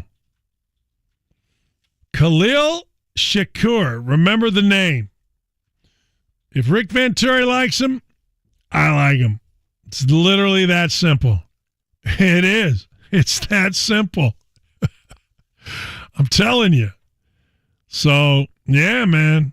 That's how I look at it. Doesn't mean I'm right. But, you know, second-rated tight end, Jelani Woods, came right here, 6'7", 253. You can make the argument that tight ends are the best athletes in the NFL. Like, I know a lot of those corners are the fastest, but they're little guys. These guys are big guys. Hey, Dan, this is from Steve. I don't know. From a position standpoint, we got dudes, but until they play, we don't know. Are we saying we got dudes based on college-level play? Question is, are they NFL quality dudes at a high level? That is the question. Hey, Steve, you know the rule, man. And this includes rookies going to rookie camp. Everyone has a plan until they get punched in the face. Everyone got a plan until, boom, they get drilled right in the chops. And that includes a rookie going into camp, and all of a sudden he's got to go in that tight end corner. And, things are in that wide receiver corner. Are things good? We like, what are we doing? Hey, Dan, would you take a chance on Des Bryant? He says he wants to come back in the league. I don't think so. I'd take a chance on T.Y. Hilton.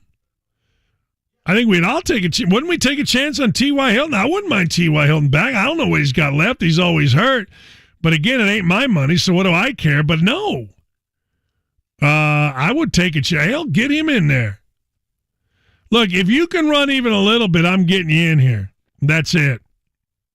Hey, Dan, the Bills stole Shakur. I agree. Yeah. Dan, Strawn was the man in camp, and then he vanished. Yeah, no, I get that. I do. I get that. I get it. But I don't think anybody expected anything other than that, did they? I really don't think so. I don't think people really expected, I don't know. Seems to me that you expect Strawn to take a few years, and hopefully this year when you see him, you're like, oh, man, he can help. That's what you hope anyway. Now, is it going to happen? It beats the hell out of me, but that's the hope, whether it's special teams or whatever. Man, I got to tell you, though, I'm at least excited that I said before the draft, you got to take some men. And I don't want to hear about some guy coming back 2 years from now with an Achilles. I don't want to hear about some guy that's going to be good down the line like Strawn. Let's get some guys in here and let's figure it out. And I think they did. I think they absolutely did. I think that what they ended up doing was getting guys that, potentially can help right now, are healthy enough at least right now to help, and let's go. That's it. That's how I look at it. What do I know? I'm not mad. A lot of you guys are mad at Embiid, Joel Embiid. I'm not happy with Joel Embiid getting hurt. Hell, I got a $50 parlay that could win me $2,000 if Joel Embiid wins the East and Jordan Poole and the fellas with the Warriors win the West. But look, I'm not mad about Embiid being in the game. I mean, yeah, they were up 20-some, but anybody that's ever coached knows this. You know that, hey, man, the game ain't over until you know it's over. Telling you. Man, I agree. A lot of you are saying, hey, Dan, those 7-on-7 and quarterback gurus is like gym class. It's not real. It's friendly fire at best. Quarterback's tough, man. I wonder if I think Desmond Ridder will be all right.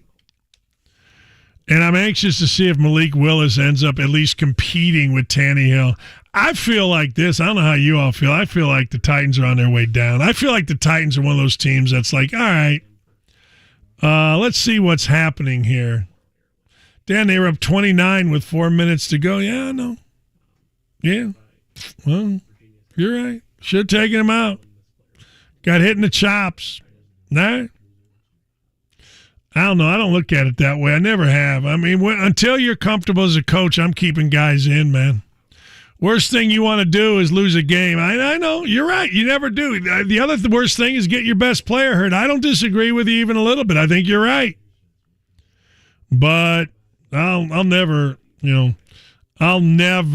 ever say that a coach is wrong keeping guys in. It's just not, just not who I am.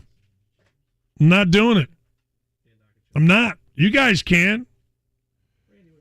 So, anyway, Eddie Garrison in the house. So there you go. I just don't. I wish you didn't get hurt because I want to win that bet, and I think the Warriors are going to come out of the West. I do, but I parlayed it, and, I tell you the one thing that's really difficult in this world, there are certain people that are really difficult to root for, and maybe the most difficult in the National Basketball Association is freaking James Harden. James Harden, my ass. Having to root for James Harden is a punishment. Is absolutely a punishment. Randy, what do you got? I'm putting you right on. All right. Hello. Hello. How are you, Randy? I'm just fine. And you? Good. Thank you. Good. T.Y. Hilton, we got to bring him back. That young receiver core needs a veteran in there like T.Y. And the Colts, they owe that to T.Y. No, don't give me that. No, they don't owe him nothing. Come on. I was with you on the first part, but they paid him what they owed him. They gave him an extra contract. No. They don't owe him, but I don't disagree with bringing him back. I agree with what you said there. We need T.Y. He needs to be in the locker room with those young I agree with that. Receivers. I agree with that. Appreciate the phone call. I do agree with that. I agree that having T.Y. Hilton in a locker room is a good thing. I do not think that is a bad thing. I do not agree with anybody owing T.Y. Hilton anything, though, because T.Y. Hilton has been paid. Last year, he got paid a lot of green to do not much. 10 games, 23 catches. I don't know what he made, $10 million, I think. Yeah, I don't know. Hell, he was out before the season, $8 million, excuse me. He was on injured reserve last 2 years in a row. No. This is not being owed anything.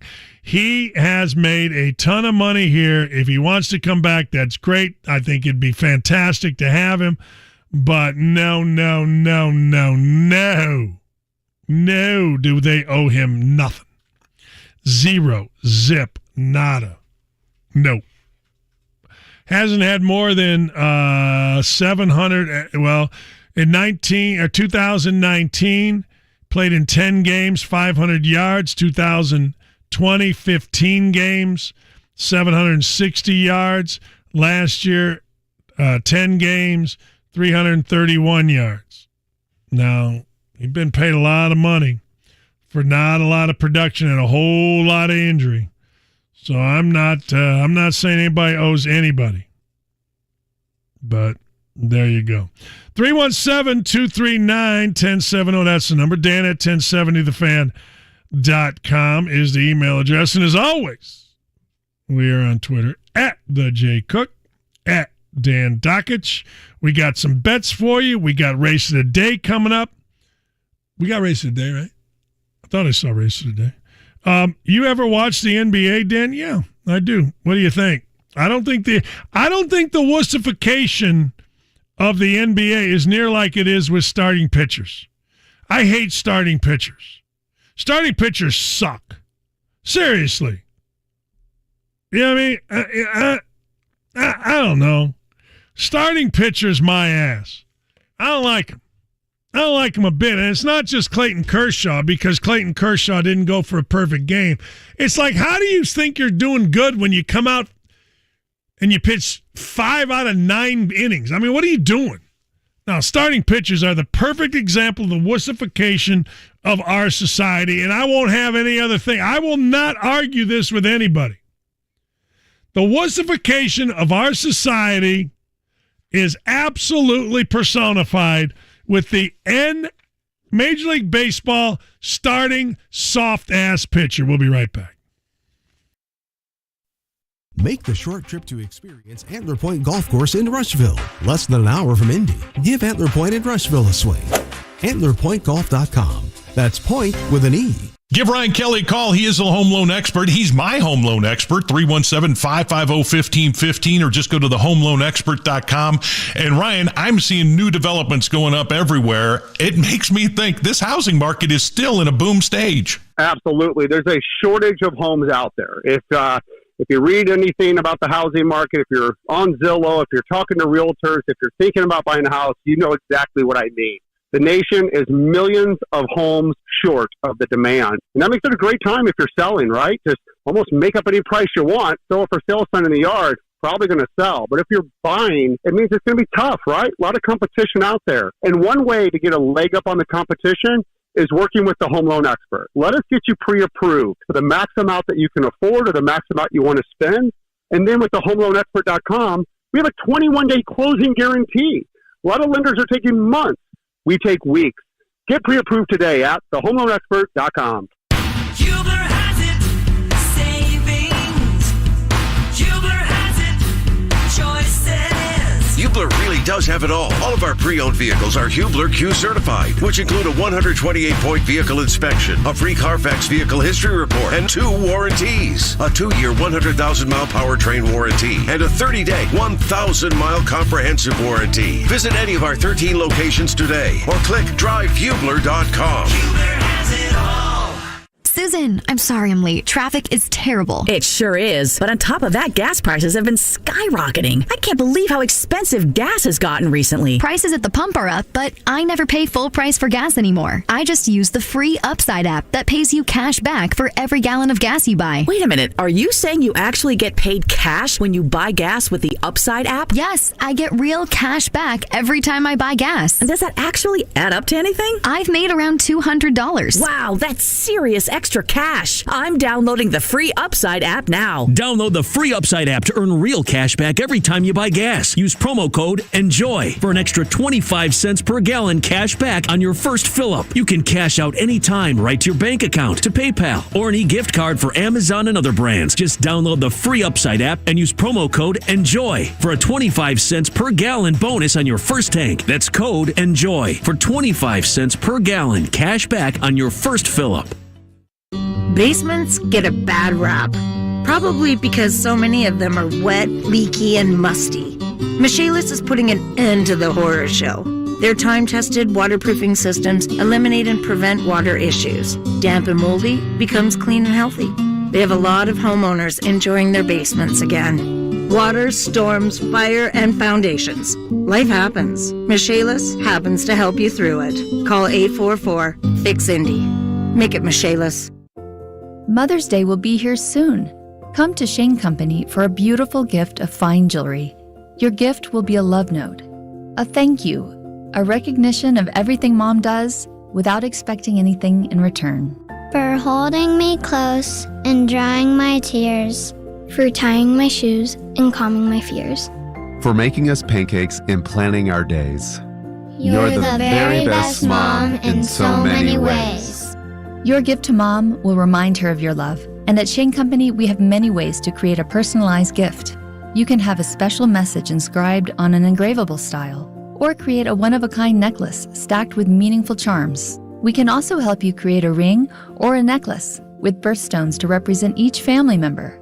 Or pick her favorite colors. Your Mother's Day gift will be a love note, something beautiful that she can wear every day. Now you have a friend in the jewelry business. Shane Company and ShaneCo.com. Hi, this is Jason, Chief Operating Officer for Nameless Catering. Event planning can be stressful, but communicating with your vendors shouldn't be. At Nameless Catering, we guarantee strong, consistent, and transparent communication from day one to ensure your guests don't go hungry and your wallet doesn't run dry. Check out namelesscatering.com for more information and to connect with our team same day. For menus and pricing, visit namelesscatering.com. namelesscatering.com. On Wednesday, May 4th, the 500 Festival Kickoff to May kicks off on Monument Circle and starts the countdown to the Indy 500. Head to 1075thefan.com/events for all the details. The Colts wasted a little time in the 2022 NFL Draft. The players have been picked. Alex, Chris Ballard with the Colts. Welcome to Indy, man. We're going to pick you right here. Alec Pierce makes the drive up I-74. The puzzle is coming together. Taking care of their biggest need. That would be wide receiver. We've got a lot to talk about between now and September. He is a big play receiver. Breakdown and analysis of this year's picks all week long. So Matt Ryan gets a weapon. On air and online at 1075thefan.com.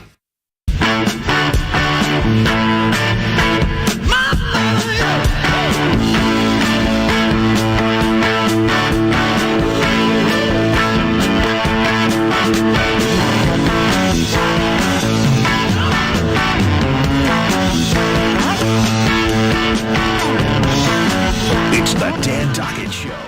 93.5 and 107.5. The Fan.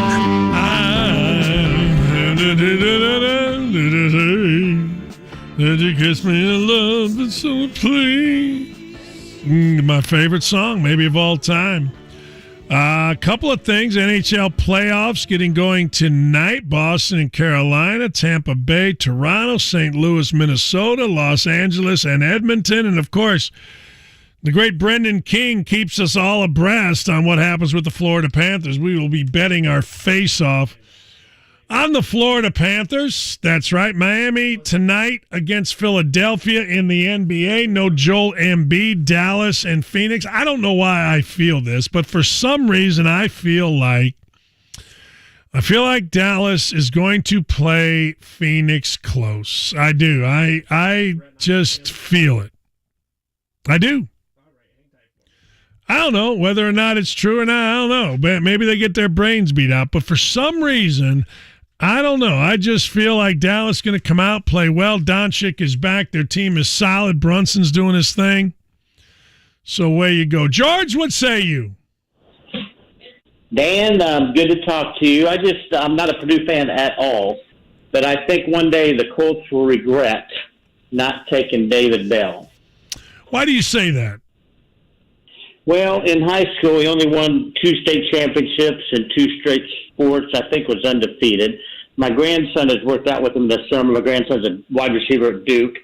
The only reason he fell from the first round was he didn't have a good 40 time. And I think you already spoke about that a little bit. I mean, think of all the wide receivers in the NFL that didn't really have a good 40 time that have been Hall of Famers. There's a lot. You're right, and that's what I feel the same way that you do about David Bell. I feel like David Bell. Appreciate you, George. I feel like David Bell is going to be a big time player for the Browns. In fact, there are not 98 better players than David Bell, as he was the 99th pick. I think David Bell is terrific. I think David Bell's a winner. I think David Bell, if he didn't run the fastest 40 time, well, what are you going to do?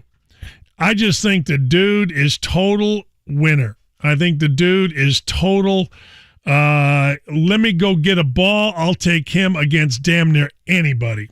I really will. I just think David Bell will get open when people don't think he should. He'll catch everything thrown his way. I like everything about the kid. Always have, always will. Really, I do.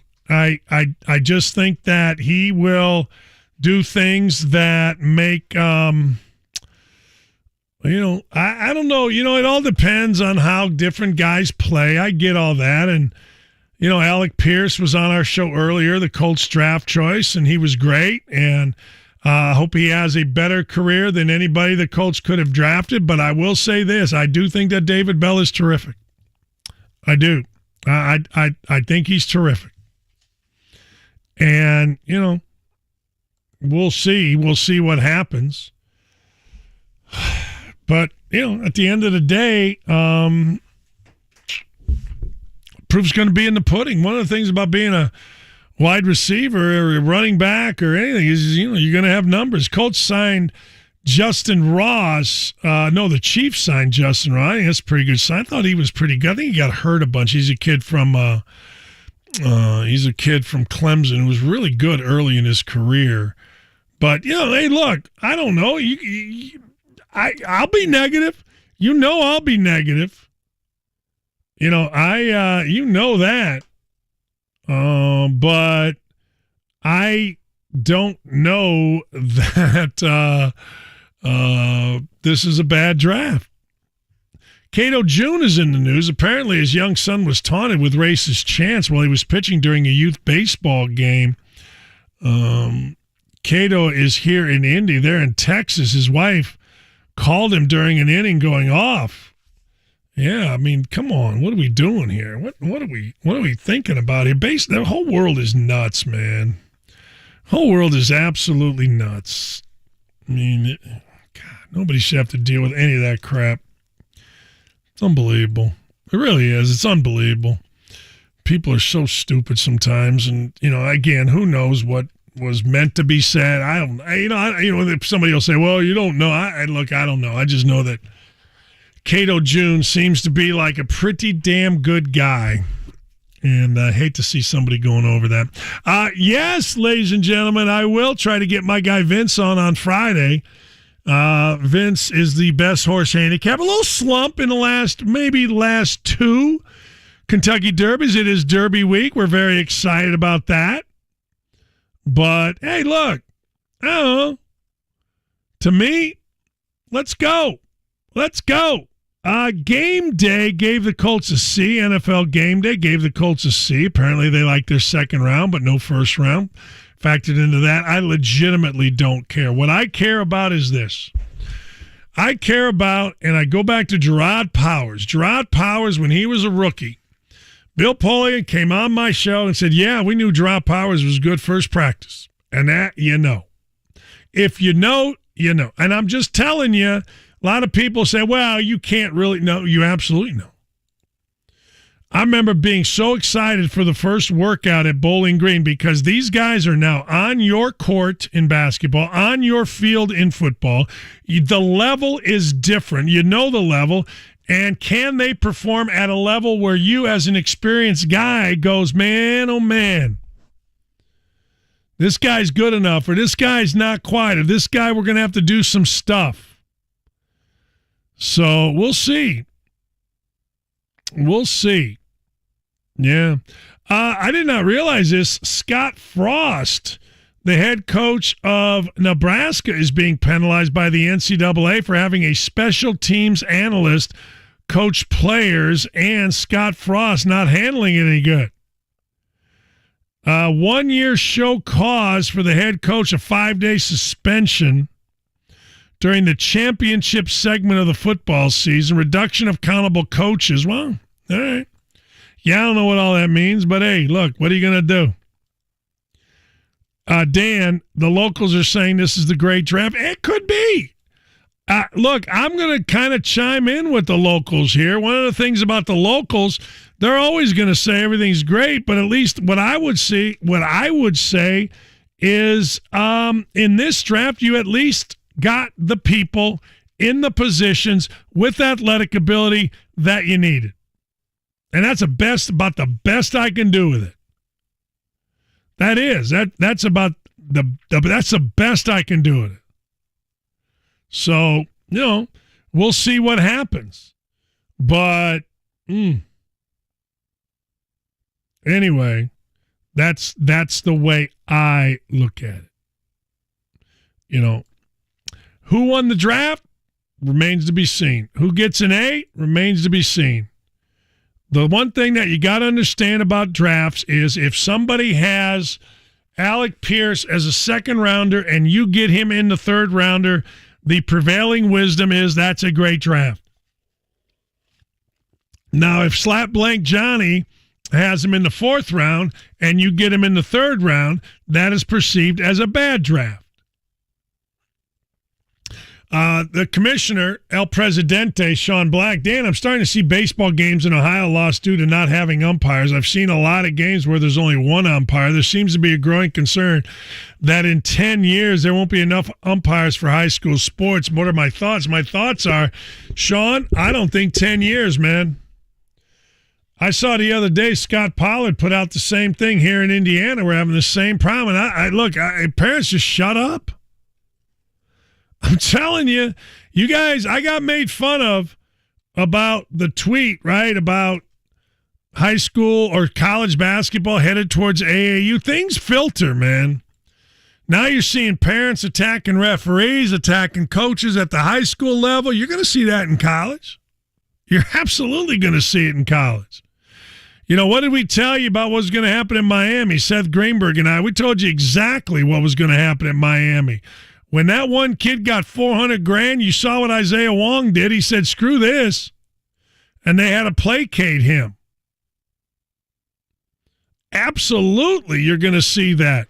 Hey, you think if a kid came to Indiana and got a better deal right now than Jackson Davis, Jackson Davis's family would be happy? Hell, Jackson Davis hadn't played on a Indiana team that's been over 500 in the Big Ten yet. But still, if a guy comes in, you're going to be hot about it. And you saw it. I mean, look, I got no problem. In fact, I'm not going to lie to you. I'm starting to kind of dig the NIL stuff. I am. It's like NBA free agency. It is. It's like NBA free agency where now players are going places and you're kind of like, hey, will I get my guy? I don't know. I don't know, man. Will I get my guy to come here? Will we get this guy to come here to play for us? I kind of like all this NIL controversy. I do. I'm going to be talking about that this week, man. I kind of digging it. Hey, man, let's see if we can get this guy. Supposedly, the wide receiver from Pittsburgh that's being tampered with by USC is going to get $3 million in a house. $3 million in a house. Yeah. I'm not sure when Billis and all of the advocates for players were talking about NIL. I'm not sure that's what they were talking about, but I'm not sure they weren't either. And I am here for all of it. I legitimately am here for every second of it. I'm starting to enjoy it. Aaron Taylor, the former Notre Dame guys, all on, well, we got to get this straightened out. Okay, Aaron. Yeah, all right. All right, Daryl, let me hear what you got to say, big boy. Hey, how you doing, Dan? Great show as always. Thank you. Hey, first of all, I wanted to get your reaction when you saw that the Colts traded their pick. Did you have an oh crap moment? I'm not surprised. I wasn't really that surprised. I thought maybe, they were going to I thought they were going to screw it up, but I don't think they did. But I was not surprised if they traded up. I wouldn't have been surprised. If they traded down, I wouldn't have been surprised. Well, they must have been listening to your show because they drafted what they needed. I think the tight end they got, whether he ran a 4.6 or a 4.3, you don't know until he gets into camp and see what he has. Yeah. It's a crapshoot with anybody. I mean, look at how many first-round draft picks have gone bust. Look at how many first-round draft picks have busted.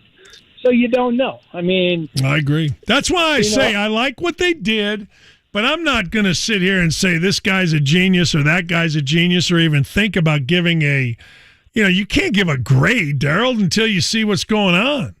And you can't say they're going to win the Super Bowl because they got these three draft picks either. They got to still go out on the field and perform at a high level because, like they say, it's like going from freshman to varsity, going from college to the NFL.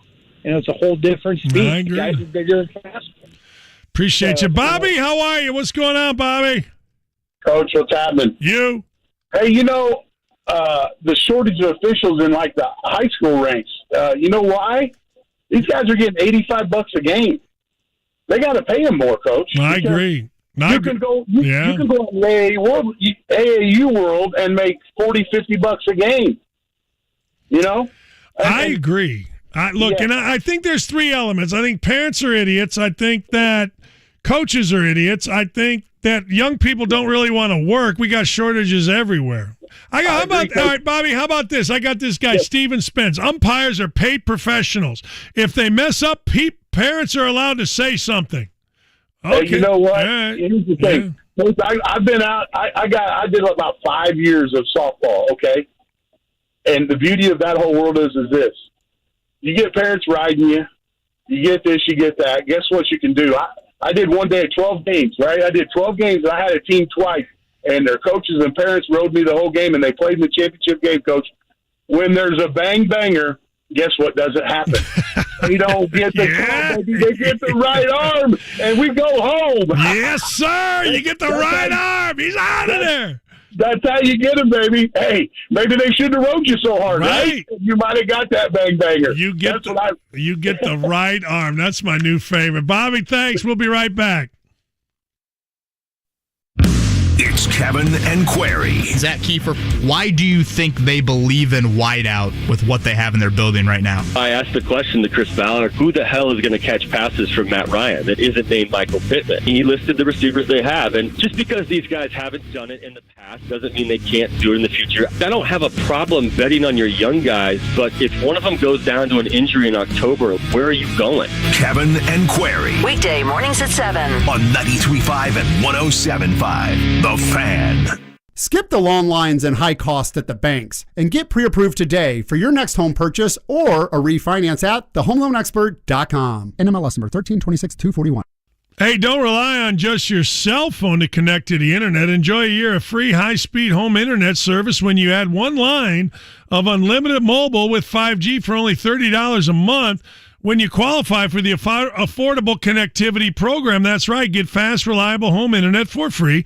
When you add one line of unlimited mobile with 5G for only $30 a month, act now to get this incredible deal so you can enjoy more streaming, gaming, chatting, sharing, and everything else that you love for less. With free high-speed internet at home and unlimited mobile with 5G, you never have to settle for just one. To learn more, go to Xfinity.com, call 1-800-XFINITY, or visit an Xfinity store today.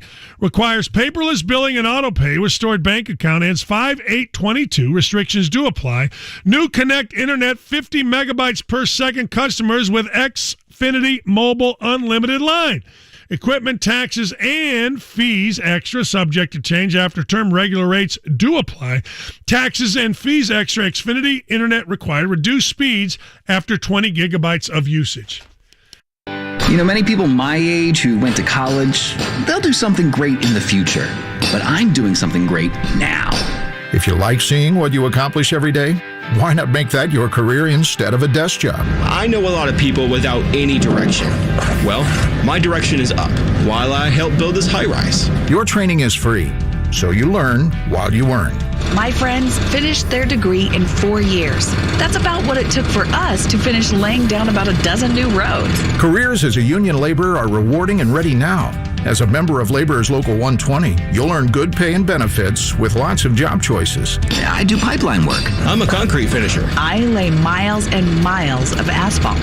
This is Ward Daniels, Business Manager of Laborers Local 120. Joining us can lead to a satisfying career for you or someone you know. So join us. Join us. Join us. We are now accepting qualified apprentices and journeymen. Visit laborers120.com to apply. I'm a firefighter. A teacher. I'm a farmer. I'm a barber. A waitress. A mom. We're all part of your community. Every day we move in and out of each other's busy lives.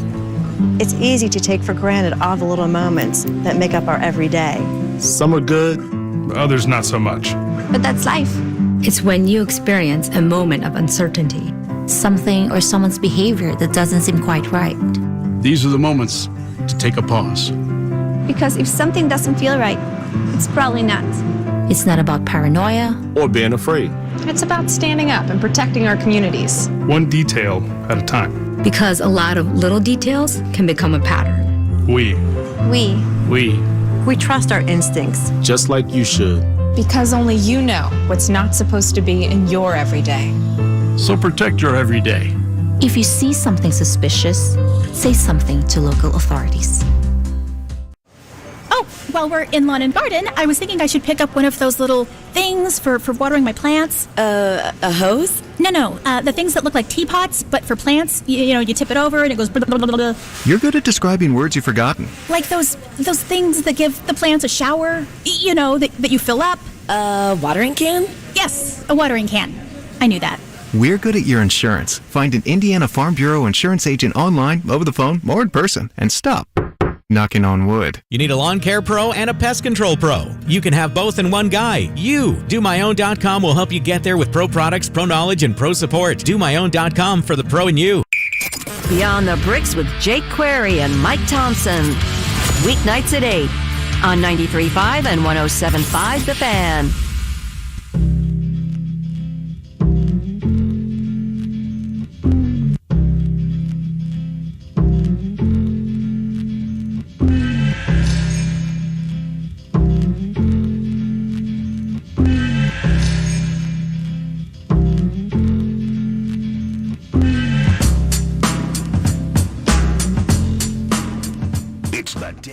Show 93.5 and 107.5 The Fan. All right, Jimmy, let's do it.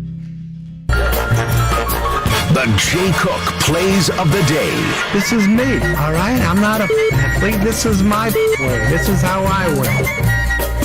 Plays of the day, baseball and the NBA playoffs. First, for the association, we're taking the Miami Heat to cover an alternate line. I'm laying 6 here at 7.5. I can't find 7 at the book, so I'm going with -6. That's at -145 juice. Laying 6 on the Miami Heat tonight against the Philadelphia 76ers. In that same game, taking Jimmy Butler over 23.5 total points. Then later this evening, when the Mavs take on the Suns, I'm taking Devin Booker of the Phoenix Suns over 24.5 total points. In baseball, taking the Minnesota Twins to win on the money line against the Baltimore Orioles. Also taking the New York Yankees to win the money line against the Toronto Blue Jays. 16-8 last week, 185, 147, and 4 on the year. Plays on Twitter at the JCook. Was that a big comeback? Didn't we have an 0 for one day? I think it was an 0 for to start the week. A slow build. Then we had a 5-0 on Thursday. It's a good week last week. How about your boy Rizzo? My God, I love Anthony Rizzo. Jeez, I think he still is leading the majors in homers. I'm sorry, Cubs fans, I am. Yeah, and Schwarber's hitting bombs on the other. It's just insanity. What are we doing, Cubs? We're not doing nothing. Do you like? If I missed this, pardon me. Did you do anything with the Suns and the Mavs game? I did. What'd you say? So it was 7.5 right now on most books. I wanted to. No, that was the 76ers and Heat. You're right. I'm Yeah, sorry. yeah. I did not. Yeah. I stayed away from it. The only thing I did was Devin Booker over 24.5. I wanted to bet on Luka for total points, but it's at 30.5 right now, and I could see him getting just 30 in a loss. So I'm staying away. It'd be the way it'll go. So I'm staying away from that. Man, I'm dying to go with Luka over, and I'm dying to go and take the 5.5 and the Dallas Mavericks tonight. The other game's hard because you got no Embiid. Like, to me, you think, all right, no Embiid. Is Jimmy Butler playing? Yeah, Jimmy Butler's playing. My only thing with that series is I'm playing it with the points tonight, and if it doesn't go my way, then I'm being much more careful the rest of the week because that's a lot. 7 is still a lot of points. It is. I have it down to 6 again, so I'm still worried about that, but there's so much unknowns of what Philadelphia's going to do. The main thing I'm doing, Dan, you mentioned earlier in the show, James Harden has had so many letdowns in the playoffs that I'm thinking it's a blowout win for Miami in Game 1. I kind of do too. Like I kind of think 7 is a lot, but I also think, wait a second here, we've seen some blowouts in this game. We are in this playoffs, and by the way, Philadelphia plays the Heat today, and then they play Wednesday. And Joel Embiid is not expected to play in either. In fact, I don't even think he's traveling with the team today. But Joel Embiid should be ready. I guess it's not a fracture in his orbital bone, but he does have a concussion. He should be ready by the game on, well, I think it's Saturday. I think it's Monday, Wednesday, Saturday. I think is when. I don't think they go Friday. But, hey, look, I don't know.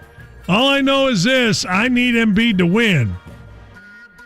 Yeah, look, they're saying the right things. The Heat are saying the right things. We know there'll be a challenge. We know this. We know that. Yeah, okay. But on the other side of it, Jimmy Butler's got a sore knee. Tyler Hero got a cold that turned into an upper respiratory mess, they called it. That's the official description. Kyle Lowry is out, and P.J. Tucker's got a calf. Well, I'll tell you this. Hey, Jimmy, did you happen to look, by the way? Did you see what James Harden's over-under was for tonight by any chance? I think it was 23.5, but let me double-check that Harden? for you. Let me double-check that for you. He's been passing the ball too much. Like, somebody going to score 35. 24.5 for Harden. God, I would feel like that would be all right. You know what he's averaged against Miami this year? I do not. 14. He had 22 and 15 assists in their clincher when they won 132-97. So he accounted, let's say 30, no threes. We'll just go 30. He accounted for 52 points, but that doesn't help us.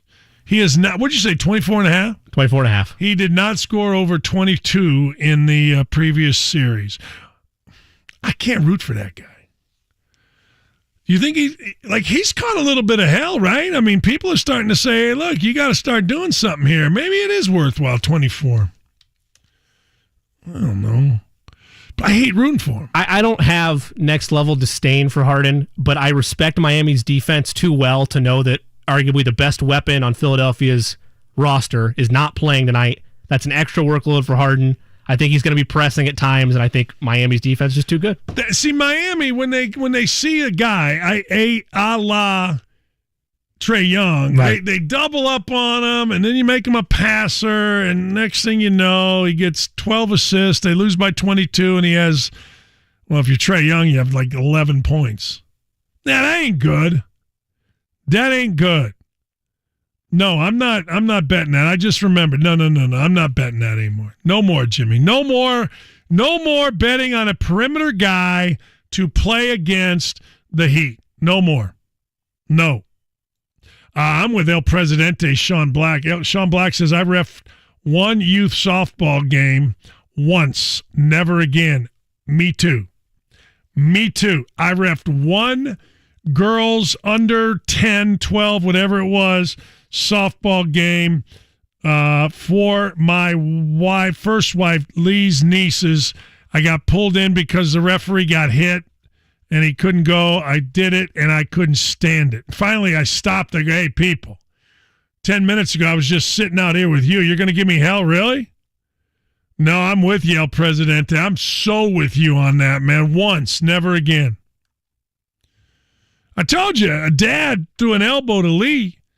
Dads are crazy. And Lee was a college coach. Threw an elbow in the parking lot, walked by her. And the dude's a big shot in Toledo. And I'm dying to say his name and go at him, but Lee's like, please don't. Hey, tomorrow morning, Bernhard Raymond is going to be on with Kevin and Query, so make sure. I'm sure John's got somebody this afternoon. But, hey, look, tonight, beautiful day outside. Get outside, hip, hip, hooray, 1st of May, outside, starts today. That was yesterday.